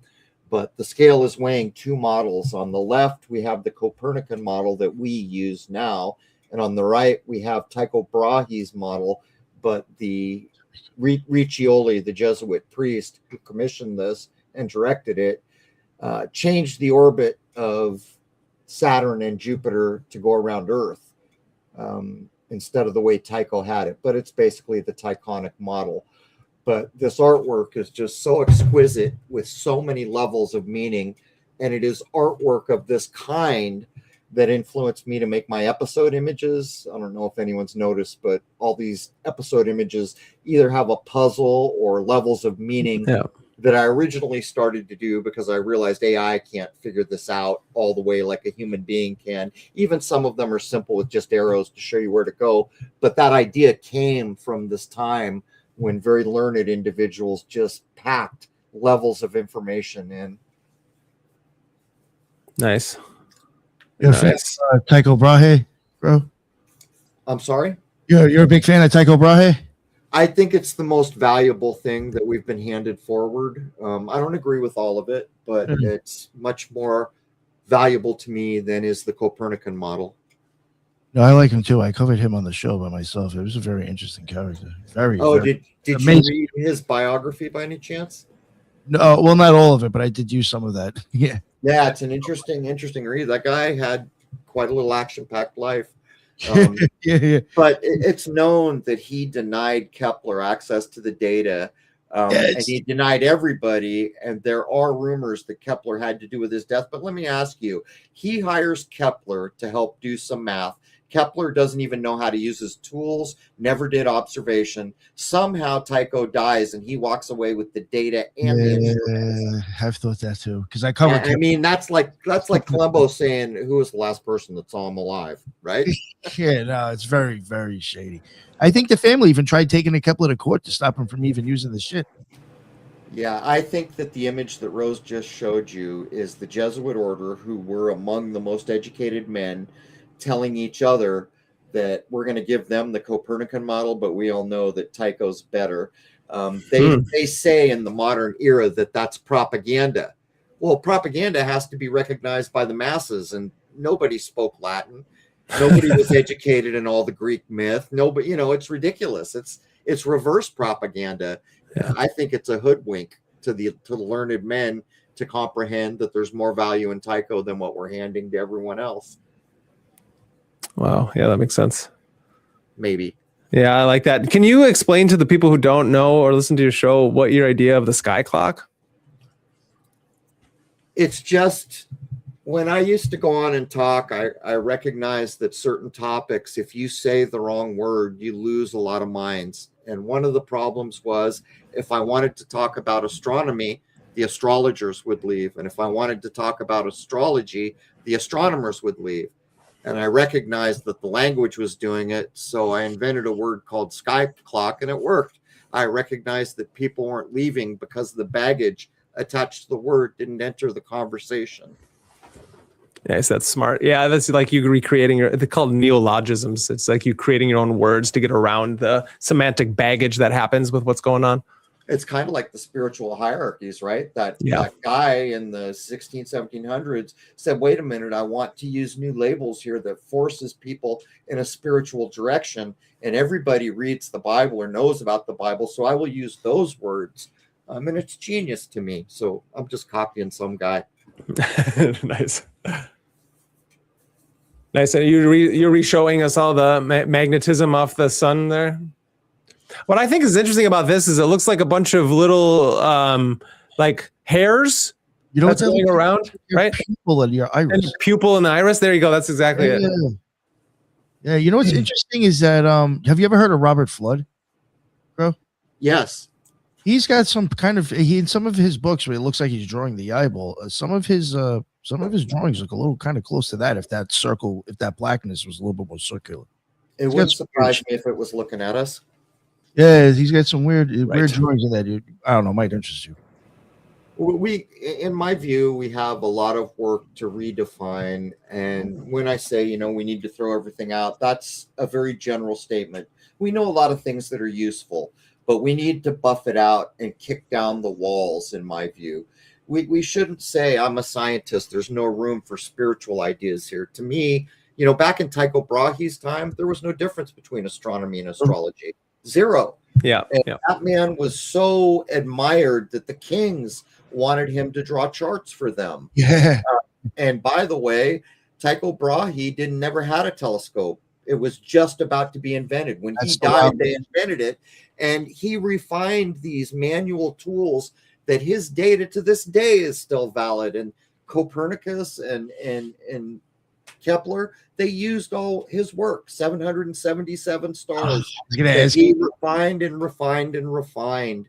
And he did that close to nature, right? There's no ingenious lens or something. He's using tubes and pendulums and, carpenter's tools. And look how accurate his stuff was. And, King said, hey, I'm getting ready to go start war with these guys. Can you draw me a chart? And they fought to get that information from him because he had included a wider swath of the creation, not just the material stuff.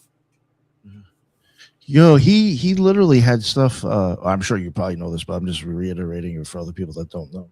Like then he had like these domes that he had shit that was like stuck into the ground and into the walls. So like even the wind wasn't fucking it up when he was like trying to look through like these wooden things that he was making to try to look at the sky. He realized there was aberration from the firmament. He realized that looking at light through the firmament offset it a little bit. And by the way, did you know that was the biggest observatory in the world, supposedly? Yeah, the Uranoborg, or however you say that shit. And then he had Uranoborg, the muse of astrology, of astronomy, Urania, which a lot of people think Urania is in that image, by the way. I mean, the idea fits, but I'm reasonably sure it's Astrea, Virgo. That guy, he was huge, and he treated everybody on that island too, like with tinctures and herbs. Like he was. That's the thing you don't hear about.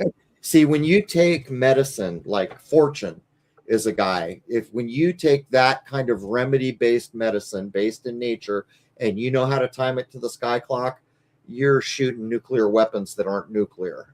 It's a whole other ball game. I've seen people cured of things that I grew up believing could not be cured.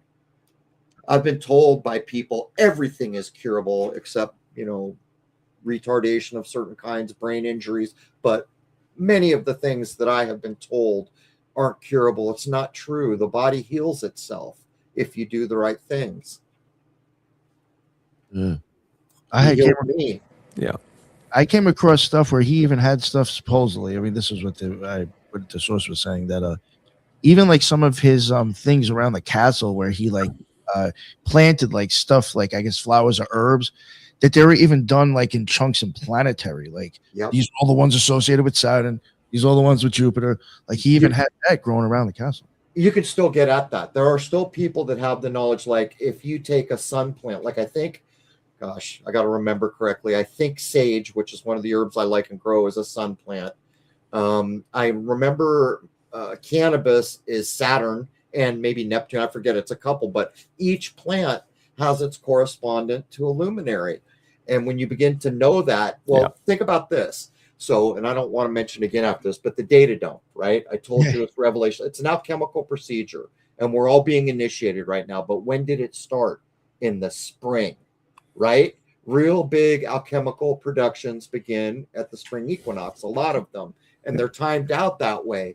So this is what's been denied us. And actually, I have read completely believable and acceptable accounts from secret societies that swear up and down the naming of Mercury and Venus was swapped so that nobody could get it down to the second because of the power that it allowed them to access. And it's not described very well. So you're thinking, well, wait a minute. Does that mean the planet got swapped or just the name got swapped?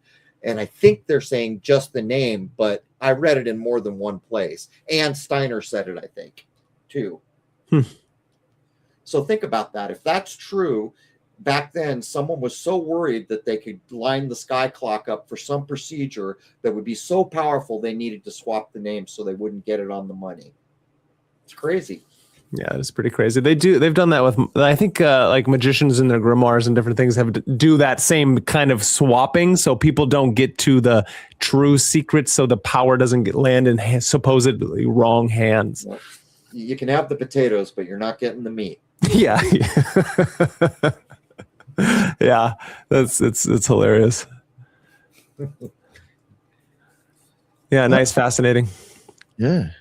I actually had a quick follow-up to the Uranian comment.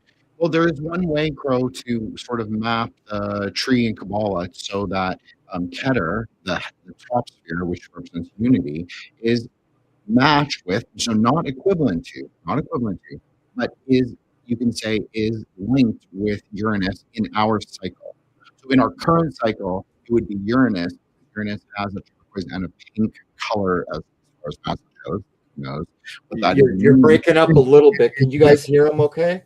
No, it sounds like he's muffled. No, yeah, you're muffled. Sorry about that. I didn't know if you said Urania or you were referring to the so-called Uranus. Okay. Uranus. What's wrong with my no? I'm making a joke, but I'm sorry. Uranus can be described as related to the highest Sephira, which is Keter. Sorry, I lost my train of thought. It's your mic. I think it might be messed up right now for a second. Give me a second. It's modulating. Yeah, it's going like in and out. It's the tech archons. They've got you. They're gonna hold you, Jin. Yo, I feel like recently with StreamYard, somebody always has a mic problem. There's something wrong with Uranus. There's something wrong with Uranus. I'm sorry. It was a low blow. I couldn't resist. I was being serious. Oh, I'll that's stop. good. No, really. I want to. No, I want please. to hear what he's saying because he's relating it to something that's it's got some weight behind it. Yeah. I apologize for the low brow joke.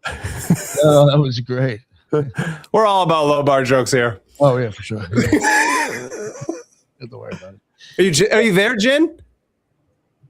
Oh, maybe not. Is it resolved or no? He's Sorry, Yes, can you? He's Is that better? like oh, this. there we For go. a minute, I Nice. thought you really were Okay. one of the rejects. So there is. Sometimes I find that if you leave and come back, it resolves the issue. Yep. If you want to Yeah. leave and come back, I can show a UFO footage from him. This is- Sure. I've done that, Jen. You should give it a try. So it's worked for me before. All right, I'm not going to tell jokes. He was saying something. No, serious. it's totally fine. I'm glad that people bring levity to the situation. It's the best way to deal with technological issues for sure. And Yes. obviously, I am a jokester on the show, as everybody who watches the show knows. I try and drop bars. It's just like Um, low hanging fruit when you bring. Yeah, up your exactly. Jid, your mic is still messed up. You Your might mic still sucks, Okay, bro. let me go and come. Let's see the UFO stuff. please. FOU VGP. All right. Okay, so this is a short I recently made, and so I'm very glad because he has these amazing videos from 10 years ago that nobody sees anymore because people's attention spans have gone down. So now finally people are seeing it again because I chopped it down. Mhm. Here we go. I shot this before it was dark one night. It wasn't all the way dark, and it's a craft with 3 thrusters on it. Oh, what? Okay, wait. I put the maybe I picked the wrong one. Uh-oh. It's showing. Okay, this is you just explaining close-ups of it, but darn it, I picked the wrong short to share. You don't have it? No, I can just get the regular video. Hold on here. Okay. Pro, and then we're gonna click on the channel, and then we're gonna click on the search and go to the rest of it. Crow, just real quick. Do you think that all of the UFO / orb sighting / all this nonsense is military industrial complex DARPA stuff, or do you think any of it has any merit to actually being interdimensional beings? Let me come at it this way. You're in the middle of the desert, 20 miles from anywhere, and you come across a shack. There's no footprints, no indication anyone walked up to the building. You go inside, and there's a peanut butter and jelly sandwich on the table. Who put it there? Probably somebody from the military industrial complex. Well, I know human beings make peanut butter and jelly, so I'm going with that. Okay, good. I like that. I'm using that from now on. Okay. It works, right? No, that's great. That's great. I'm Yes, of actually course. lying. I know for a fact that it's beings from another dimension. They love jelly. Yeah. So you can see the 3 thrusters right there, right? This thing just kept falling and falling. And by the way, I'm on my 8-inch telescope, and they're not made to track moving things. So I'm doing this by hand. Holy shit. And it's reversed and flipped, right? Oh, wow. Yeah. So I lose it a couple times, but I do get a pretty good shot at it. And it's absolutely a craft of some kind with 3 discernible thrusters blasting. Yeah, you can see Almost it like blasting. the whole Apollo hoax. It looks like that. Like the little lander thing with 3 thrusters. So that could be like a satellite from another thing, or are we thinking it's an even of itself? We don't know. It's Posted this. Everyone and their brother tried to match it with launches and everything. As far as I know, nobody found anything. But I mean, if it is the military-industrial complex, that would be expected, right? Yeah, or China. China's got all kinds of stuff up there that no one ever wants to talk about. So they say, yeah. Here's the inverted image. So now the thrusters are black. Oh, we got Jim back. Jen. Are you there, Jen? Yes. How is my mic now? Ah, there you go. You sound intelligible. Yeah, that was bad. Thank you, Jen. Appreciate it. I was going to plug it into AI know. So, Jen, do you want to ask him that question?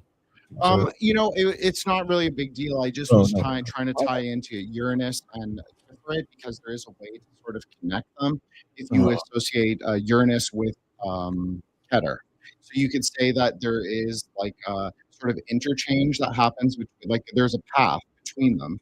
So it's like it would be described in Dion Fortune as a salmon fish or pink color. So I just thought that's kind of interesting too, because if you're thinking in aeonic cycles, you would consider the green and pink to be aeonic. So that kind of slime green, as we were talking about, as the color of the sun, which is how it appears in radiochromatography, and then the pink from Uranus or Heather.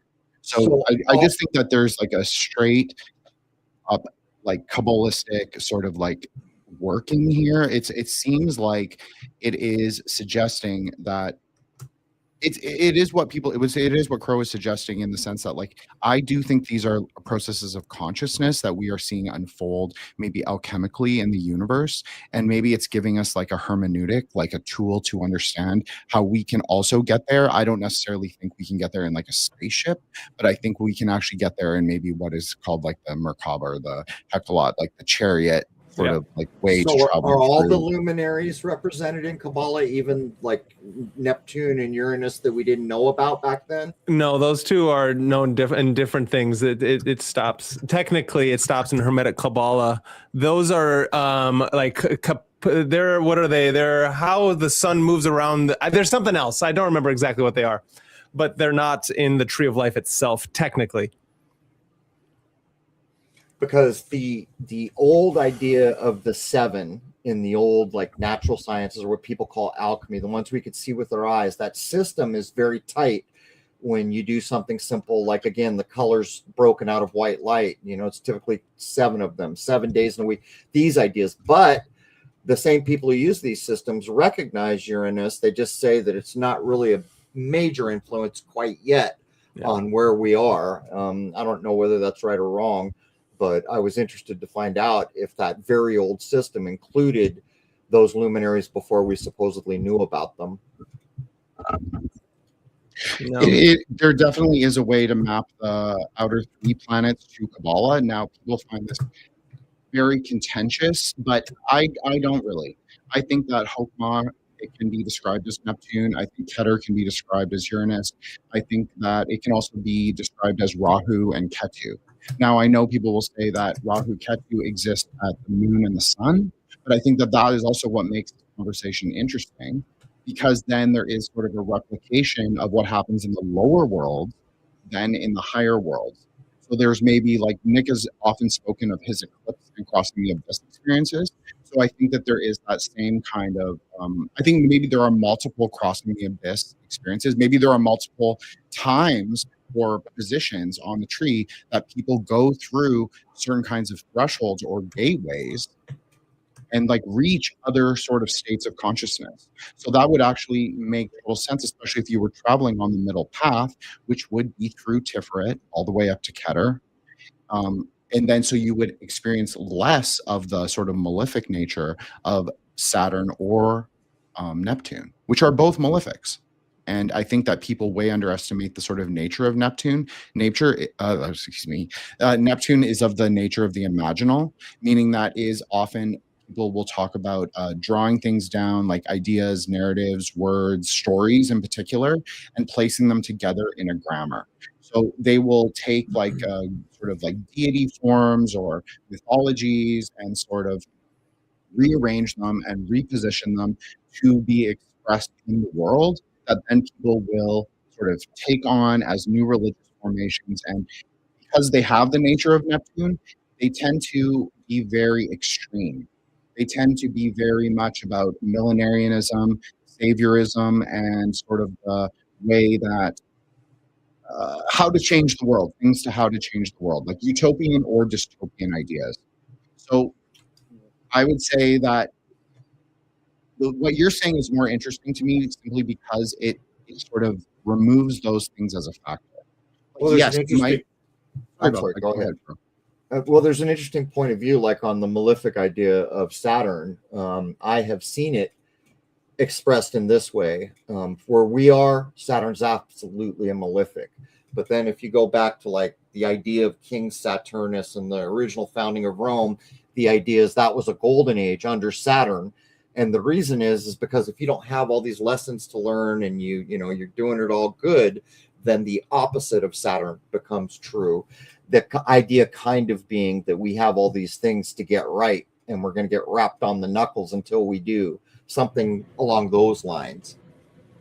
Yeah, I think it's something important to remember, like the individual amongst it, when we're speaking in an astrological sense, that how we as an individual in our charts move in the world actually matter to the just as much as what the planets represent in and of themselves. Because them representing things in and of themselves is really tough without the individual amongst everything on that chart. So, interesting enough. Rose, did we have anything else that we should show?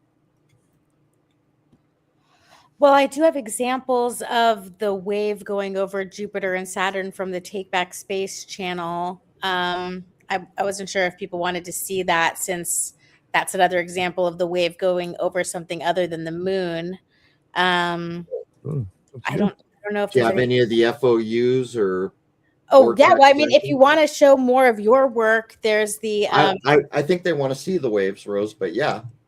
Let's see it. We could do it all. Let's can do it show all. The waves, and then we can show the plasma shooting orb and the chem bomb. Carte blanche, mang. Let's do it. That's why we're here. Someone bring a bib.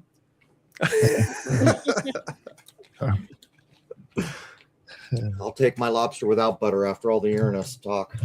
Oh, wait. That's okay. So while I'm bringing this up, why don't you tell them this is heartwarming that Crow has gone to the supermarket and bought lobsters to bring back to the ocean, and that. Nice. Seems like the right thing to do. So you saved the lobsters. You saved the lobsters. 50 pounds at a time once. You did, really? Yeah. People were looking at me like, that dude's got a complete feast and he's throwing it in the ocean. So get this. I'm going down, and for the longest time, I don't see lobster pot buoys anywhere near where I go down to the beach. So sure enough, I put some in. Then this guy is a sea captain I know, brings literally 50 pounds, and we're going down there and we're putting them in. I come back 2 days later and there's lobster pot buoys all over the place. I'm like, how? Is there some dude with a telescope on the other side going, honey, I think we've just paid the rent. This is $1,000 worth of lobster back into the drink. Let's go get them. Oh, that's good. That's good. Unbelievable. Do you think those lobsters are domesticated so then they get lost and don't know how to swim? I was careful. I didn't name any of them. Okay. Nice. Good. You didn't get attached, and I think that's important when you're on a humanitarian mission. Well, there was Lefty, but he was missing a claw. Well, but there's video, and it was really cute because first they dropped one in, and then they dropped in another, and the first one went over to a little cave, and then the other one joined it. So they were probably just like super happy to be free together and just tripping out over being in their natural environment. And who knows how long they had been away, or how if their brains could even compute time the way I am spending way too much time thinking about it. Yeah, we fully thought they were going to duke it out, but they didn't. They just cruised. So I brought a bunch of eels down once too. I took video of that. Eels? Yeah, little eels. When we were kids, we used to go down there and we'd catch eels. We fished. That's why I'm putting the lobsters back. I fished so much and took so many lobsters, and now there's not as much as there was, and I regret not having a better mindset about how much I took and how much I ate. I should have been better at that. So now I'm trying to pay my ticket off. No, I agree with that. I mean, I was young once and had a pellet gun. I totally get you. Yeah. Okay, so anytime I've shown a video with audio, you guys have just kept talking. So I'm assuming you're not hearing it. You can mute it. I can mute it. You can mute it. I muted it. You're good. You muted it. Okay, so the two that I'm playing, they have the music and sounds. So I'm going to start it now. I'm going to mute myself. Thank you.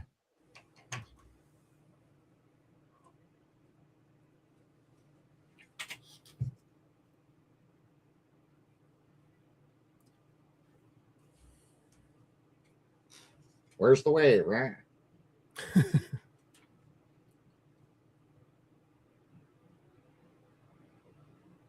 Come on now. There she blows. Cupcake Island. There it is. Oh, shit. Yeah, and I think it's important for everyone to, again, know, since we've been doing this for an hour and 48 minutes, to know that that wave is there in a way that's like, no one wants you to know that, because of, if you understood how planets and suns and bodies, luminary bodies, what they actually were, it would help bring you out of the matrix, right? Just as, that's like a small summation. So check that last Jupiter one you just saw. That's if you pay crazy. attention, you can see one of the little moons at the bottom left. Oh, There it is over Saturn. It did it over even the rings, yeah. right? Am I crazy? I saw that. The whole Yeah. thing. Oh shit. The The whole whole enchilada.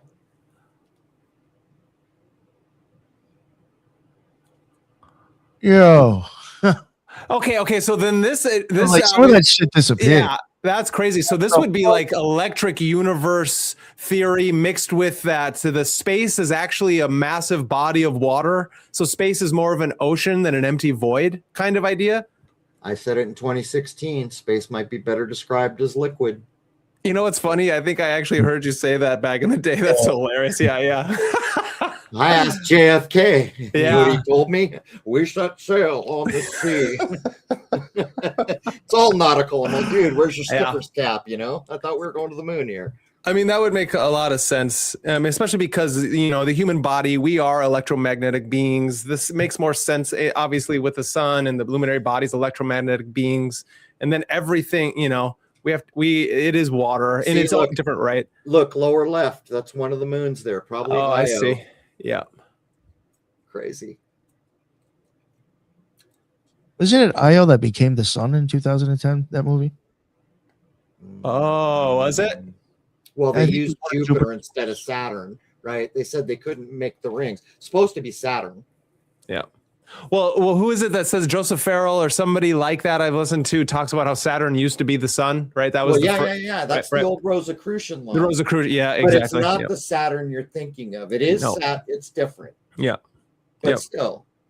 But it means something. It means something Right. that it's like, Correspondence. yeah, exactly. And the idea that the sun can change through time. It's not always the same massive thing that we're seeing, but We're seeing it now. It's pale. Yeah. It's changing. And look at like the old Hopi tradition. Well, during the first sun, and Right, then there was right. you know, they're acting. It's like the moon. I'm here to tell you, the moon is the most mysterious thing ever, like by a gazillion miles ever. Why do we call it a new moon? Why isn't it just the same old moon? Well, I predicted years ago that when it's new, it's see-through, and when it's very young, at least for most of a day, when it starts to light up again, it's see-through. And there were royal astronomers that got booted out who said, I saw Jupiter through it and other things. So the moon, there is so much to learn about the moon. And by the way, it absolutely plays a role when you push up daisies. oh, for sure. I mean, the moon is a correspondence on the Tree of Life to Yesod. But And they already that's- told you, right? In DreamWorks, the little boy fishing on the moon for souls. You're Exactly. supposed to recognize that he's fishing for souls. And wait a minute. He threw the bobber. I wasn't looking at the moon. That was Yep. the reflection of the moon on the lake. Every Buddhist text says, don't point to the moon. Show me its reflection on the surface of a lake. Yeah, Right? that little boy is Tron, right? The gatekeeper into Hades and into the underworld. He'll hook you up. Yeah, those dad jokes are just popping right now. What can you do with a drunken sailor? Oh, that's good. Oh, here's the exploding orb. What do you think? Do you subscribe to or have any credence to the idea that the moon is kind of like a bell and rings at all, or no? No, No, okay. not buying a NASA line. Don't care. Show Yeah. me video. I'm still not buying it. I think Randall Carlson and the people he talks about things like that. Yeah, you're gonna tell me it ran. Go ahead and tell me what note it played. Right. Okay. I'll reach out once I listen to that. When I first saw this and didn't know what to expect, I definitely thought it was aliens. But then as soon as it exploded and chemicals came out of it, my heart sank and I realized it was the New World Order. So I thought this was Right. literally a chemtrail orb. I'm like telling my wife, I can't believe it. I've got the telescope, but I'm tracking this by hand with a telescope. And my wife's all, don't lose it, don't lose it. And all of a sudden, boof, it blows up. And she couldn't see it. She found it and she lost it. She's all yelling, where'd it go? Where'd it go? but this rained down, all this crap in this thing rains down on mile Like, after mile what? of houses. What? There's this How little long device. ago was this? That little red device has an antenna and it's blinking as it falls. So we had no chemtrails 2014. for 3 days. Then the second chemtrail that got laid dropped this out of the plane. Oh, So yeah. I think it was measuring. Yeah. And probably that little device said, if you find this, mail it to, or, you know, call this number, probably something like that. But the amount of crap that came out of it, you can't even tell by the video. Oh, that's crazy. That's like the stuff you were talking about on Sean Atwood the other day there, Nick, with the weather balloons going up in the sky and changing things. You know what I'm saying? Yeah. You know, it was creepy too. I did want to mention on the show. I think I forgot, and I'm not necessarily saying that's what it was, but some of the patents that I had that you know, for weather modification, it was like a balloon, and then it had like these kind of like these satellite things on it. And it was very much like basically what it was drawn, even in the patent, looked just like that shit that was in the sky when they were swearing China was spying on us. I was like, I don't know, that looks just like a weather modification balloon as well. Well, this thing had things packed, whatever all that debris is was packed inside, and that little flashing device with a big long antenna on it unpacked when it blew up and fell into neighborhood after neighborhood of houses. It was astonishing the amount of junk that came out of it. Can't really see. There so well. was in the UK insider that was involved in the experiment simply released the name of it, the stratospheric stratospheric aerosol transport and nucleation experiment, which is Satan, right? And so the guys just literally leaked out that this was the name. They didn't say exactly what they were doing, weather modification or something, but it literally says transport and nucleation. Where's church lady when you need her? Yeah. and they've since I don't believe they've stopped releasing the results of the experiment. So well, a bunch of people this last snowstorm collected samples and got it tested. There's some bad stuff in the snow. Yeah, in certain places, it's just toxic. Heard that from a lot of homesteaders. Yeah, that made that comment.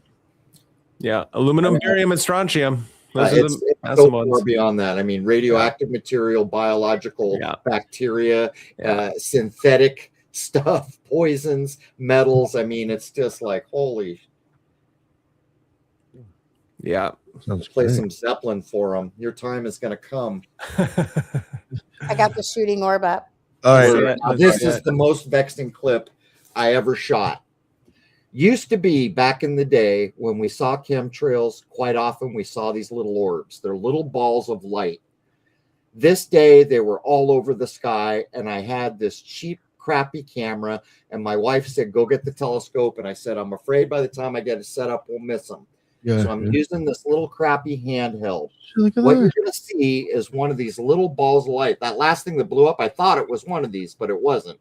Anyhow, these little skyfish things were flying around. Never saw them before this.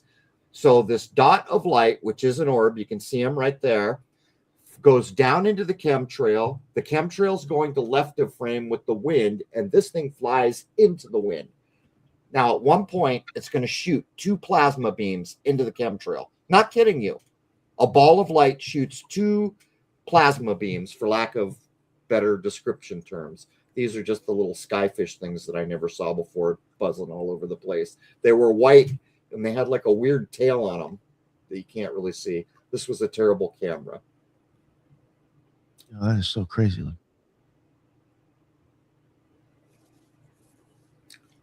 Okay, here we go. I think. Should I forward it a little bit? I'm not sure yet. I don't even see the orb yet. Usually it's more interesting anyway when you're doing all the zooming in and contrast changing. Yeah. Because I've got it muted and you're probably just talking. Go ahead, click forward a little bit. Okay, there it is. So there's the little orb right above the chemtrail, just a little to the right of center. See the little light dot? Yeah. That's an orb, a real orb. and they look like little balls of plasma light or something. This thing, like the chemtrail is being blown to the left of frame. This thing's going to fall in to the chemtrail and then go against the wind. And I'll try to tell you as best I can when it's going to shoot the plasma beams. But look, it's meandering. It's clearly under intelligent control. There's a couple camera. Okay, as this piece of, get ready. Look at it very carefully. You're going to see 2 plasma beams come out of it right there. Right there. Oh, shit. And I think watch this. Now you can see it. See that?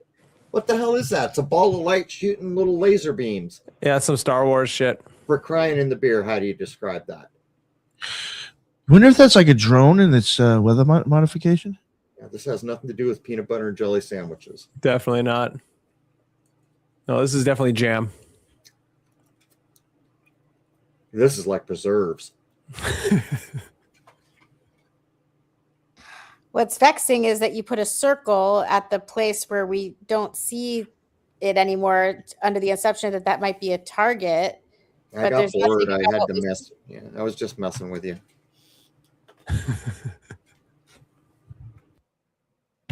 There you go. There's the shot. That must be really slowed down. I mean, how do you describe it? There's more to the story.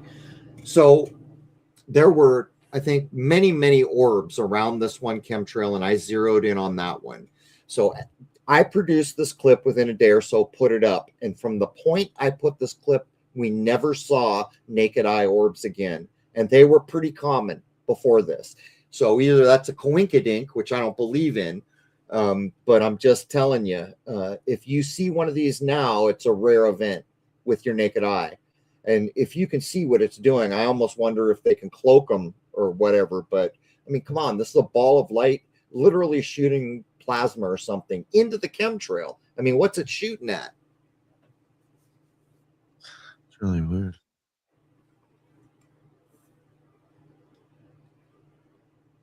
There's another one at the bottom. They're actually in this frame. There's another one, and I think it shoots 2. You just can't see it very well. So is that it? Did we Nice. Yeah. I mean, I don't think there's anything we could bring up too quickly other than if I found the Vortex one. But yeah, I think we covered it a lot. But remember, there's 19 solar investigation videos on your website for members and the 2-hour film. And then, of course, all of the clips posted at. So let me explain that. So Crrow777 radio is where all Crrow777 stuff goes. And the reason for that, if people want to say, oh, you're a money grubber, let me tell you something. We struggle to pay our bills. We're not millionaires. But anyhow, all the stuff I put up on YouTube, like the original lunar wave you guys saw here today, like a year or 2 after it had already been on YouTube all that time, I got a notice from them that they have rights to everything ever uploaded to their channel. And if they wanted to use the content for, say, a commercial, they could.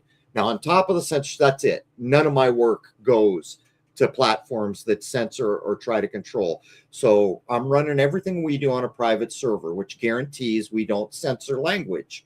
We conduct ourselves like adults. But all my solar work, all of it, is on the website, free to members. I filmed the lunar wave in front of the sun. So now there's a solar wave too. And that footage is available for members. So I'm just explaining to you why we do it the way we do it. To me, censorship is the definition of evil. It's not meant to protect anyone of anything. It is to control human thought. And I got news for the people who think that's a good idea. We have all been granted the divine spark of life, and with that comes free will, and it is the most special gift you could ever be granted. And if you want to look at Buddhism or other ancient things, they'll tell you gods that don't have free will, just to put a fine point on it. It's to control your free will and to reprogram you to censor yourself. On the private server, all that stuff is maintained. There have been, I don't know how many clips deleted off YouTube. Every episode that's been censored or deleted exists on the private server. So that's why we do it this way. And that's why the membership that helps us support a private server gets free access to everything. Thank you very much. Because I ain't playing the censorship game. I don't blame you. No, I wish I had my own server. I conduct myself like an adult. I'm a compassionate individual. I don't do harm. So censorship shouldn't be part of what I do. Oh no, I agree with that. Did anybody have any more questions? Anything? Jen, you got anything? Nothing? All right. Well, we're in overtime. I think I'm getting time and a half now, right? Yeah, we're even over here. Yeah, right. I think we only had him till 9. So yeah, we're gonna have to What do you mean I'm not getting paid? That was volunteer. That was community service right there. Thank you very much for both of you coming on. That was some wild. Thank Rose, man. She keeps the engine moving. Yeah, Yeah, thanks for thank you, having Rose. us. It's really fun. Hell yeah, no, it really was. That was some. I'll actually have to go back and rewatch this. It's really cool to talk to people who actually know things, and Thank you. I'm talking to people where it's just like their eyes glaze over, and if I try to explain this to anyone in my family, I just feel like I'm going to get, isolated and black sheeped even more. So I try to. So this is a good outlet. Yeah. Don't bug me. I got to go get my booster shot. Yeah. What's wrong with my left eye? Yeah. What's wrong with my kidney? Sorry. Glitching out over here. Check it out. Magnets stick to me. Yeah. But before we wrap it up, I'll let the other rejects mention their stuff real quick this time. Jen, since you weren't here at the beginning, let everybody know where they can find you. So sorry about that, and apologies for the technical issues. Obviously, we got too much in the polarities, and the heavenly host, if you want to call it that, they didn't like it, or we were just too powerful, and we, kind of blew them away. Sort of. I'm just saying, if you're gonna say rejects, stuff can happen. Absolutely. Well, we always joke about riding the polarities on this show, so I think it's perfectly fitting that a conversation like this happens, and other things also happen. So it's also very Uranian to have like an effect on the electronics, right? So it's interesting. I want to just thank and apologize both to Crow and Rose, as well as, of course, Nick, Brandon, and Judith for my tardiness. I don't know what's going on with me lately. I just kind of all over the place, but thank you so much for inviting me on, Nick, Mr. 93 boss, of course. Brandon, my friend, my buddy, my brother in the Gray Lodge, of course. He didn't really know he was getting added, but he's part of it now. So Judith, of course, I love working with you. Thank you so much for coming on. And Crow and Rose, it was awesome to meet you after all these years of like hearing you on other shows and like your own show, and just like all the peripheral sort of like interactions we've had. I appreciate it very much. And I thought this was a great show and a great presentation. So if people want to find me, they can check me out at Wukong Reborn, WUKONG Reborn, or at Threshold Saints on Spotify, Apple, IG, and Twitter. You can follow the show account, or at thresholdsaints.substack.com. You can also follow the Gray Lodge at The True Gray Lodge, TRVE Graylodge.com, where you can follow all of the brothers. And you can see what we're up to on Friday, February 13th, which will be Will as the Cause of Fire, which is an exposition on the Gnostic Seth, which will be aired live on X, but also recorded to YouTube. So like and subscribe to our Gray Lodge YouTube channel. Thank you again.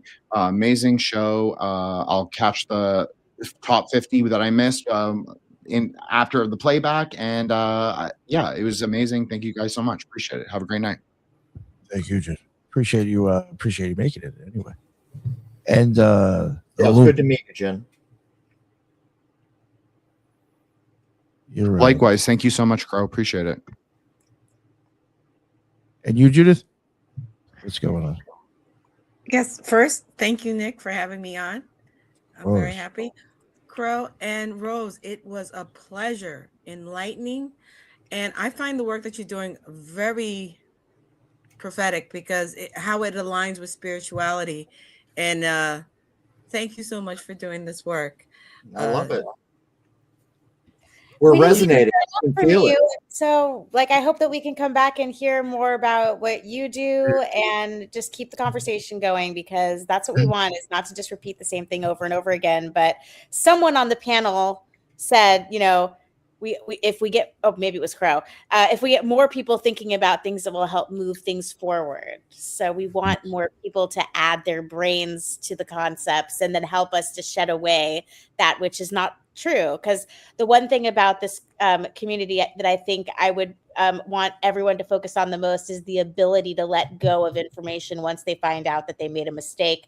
Because unfortunately, after about 10 years, it came to a point where people were, they had the truth hit them in the face and they ignored it, and it broke my heart. So I just want to be a crusader for acknowledging, and that will be the most heroic thing one can do, is admit when they've made a mistake.